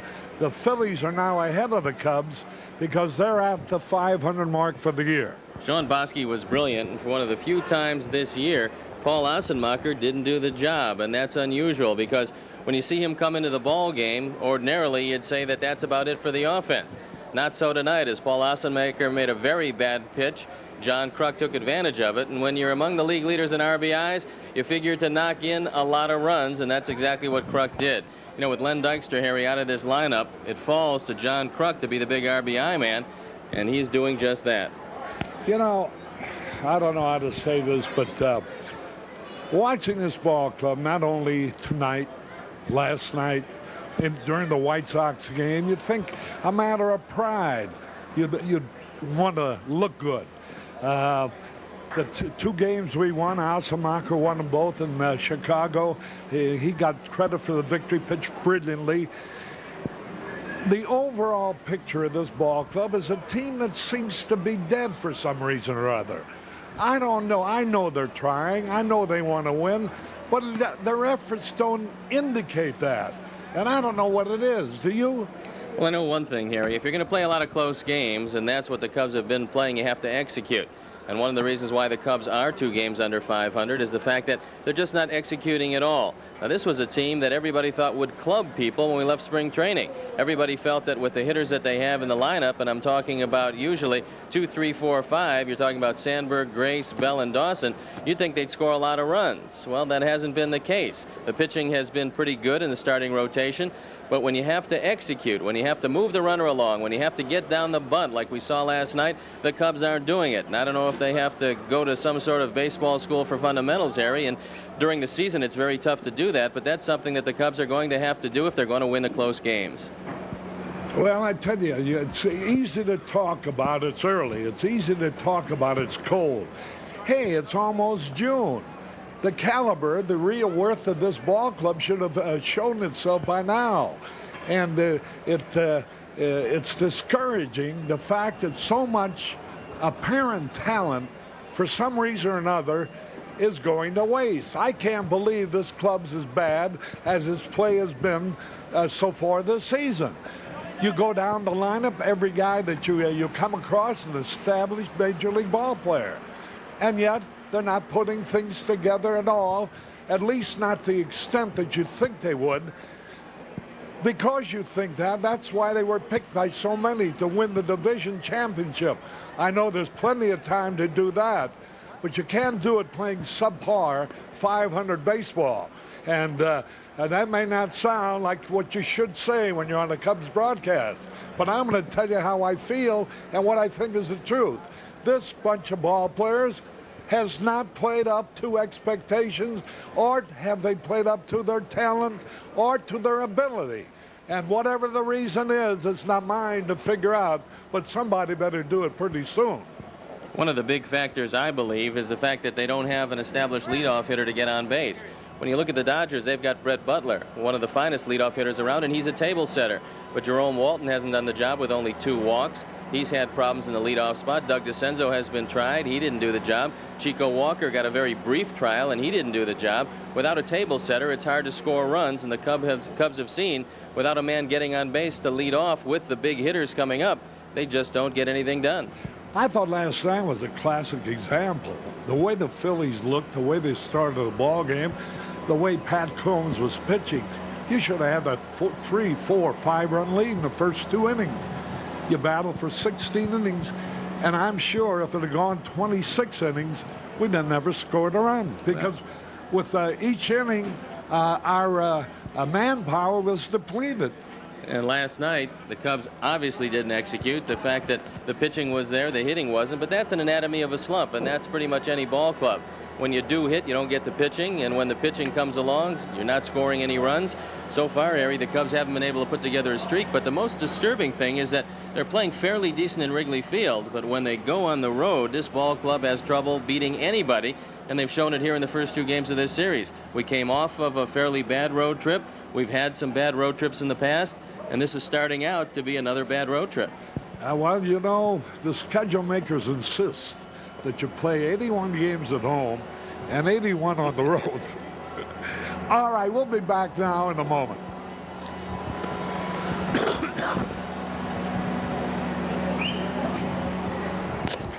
Dwight Smith put the Cubs in the ball game, tying it up with this home run. 415 feet they measured it to be. Dwight Smith got all of a low breaking ball from Danny Cox, who started this ball game and threw very well. Danny Cox had to leave in the 6th inning. He pulled a groin muscle, I believe, and Dwight Smith was the hero of this game for a while, and here's another example of it. Yeah, 2-out double to right center. The way Shawn Boskie was pitching put the Cubs in the lead for the first time, 2-1. And the way Shawn was pitching, you thought maybe that would be enough. And not that he pitched badly. All he did, he had a run of retiring 10 men in a row and allowed the first man to loop Johnny Morris, to loop a little single in a short right center.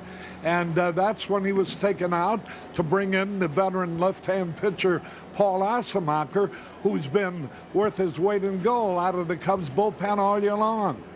Sometimes you have to give a little credit to the opposition. I think that's what you have to do with the Philadelphia Phillies. Early in the season, they were in disarray as far as the pitching rotation was concerned. Couldn't get the ball over the plate. They lead the National League in walks. They lead in wild pitches. This is a different Philly team because they've got a new manager. And Harry, they're 14-9 under Jim Fregosi. This team looks like they want to win, and they're coming to the ballpark every day and playing very aggressive baseball, and they've looked particularly good in this series. Why shouldn't everybody look like they want to win? I'm sure everybody does want to win.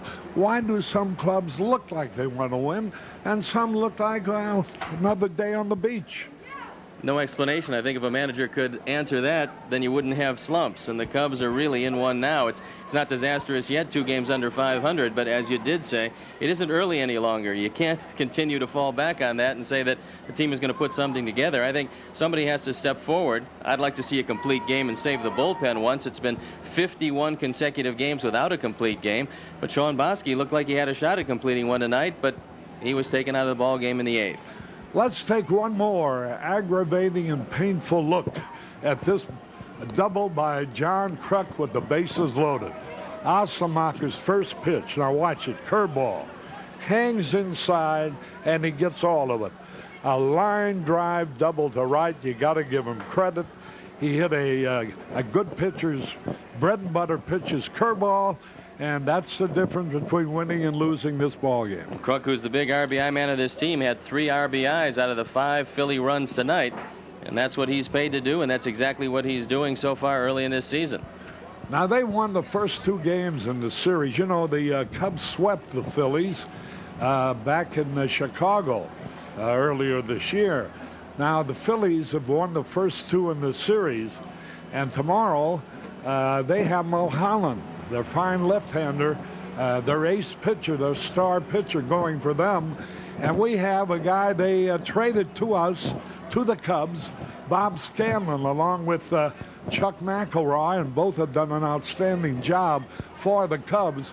But the odds for tomorrow would certainly favor the Phillies. Scanlon has thrown the ball very well. He's had 2 starts. And Harry, when you talk about the sweep of the Phillies in Wrigley Field, you're looking at a different club. And to a man, nobody on the Phillies, after talking with him, wants to knock Nick Leyva, but they all say that there's a different attitude under Jim Fregosi, and maybe that's what happens when you bring a new manager in. But the strong suit of Jim Fregosi is one-to-one communication, and he's told everybody in this ball club what he expects. He's played everybody on this team. The first 13 games that he managed, he used 13 different lineups. So he's shaking things up here, and now this team has battled back after the loss of Len Dykstra and Darren Dalton, 2 of their mainstays who hit the ball from the left side, and they're playing better ball than they did with Dykstra and Dalton in the lineup. You know, there were 2 other runs scored after Johnny Kruk's line drive double. I don't know if it was exactly a great hit, but it served its purpose. It's Ricky Jordan's ground with the infield in, runners at second and third. Watch his base hit. He hits it off his heels, as it were. Sandberg, playing in, had a dive for the ball, barely touched it, deflected in the right field. 2 more runs scored. All right, we'll be back now in a moment. We'll give you the final totals.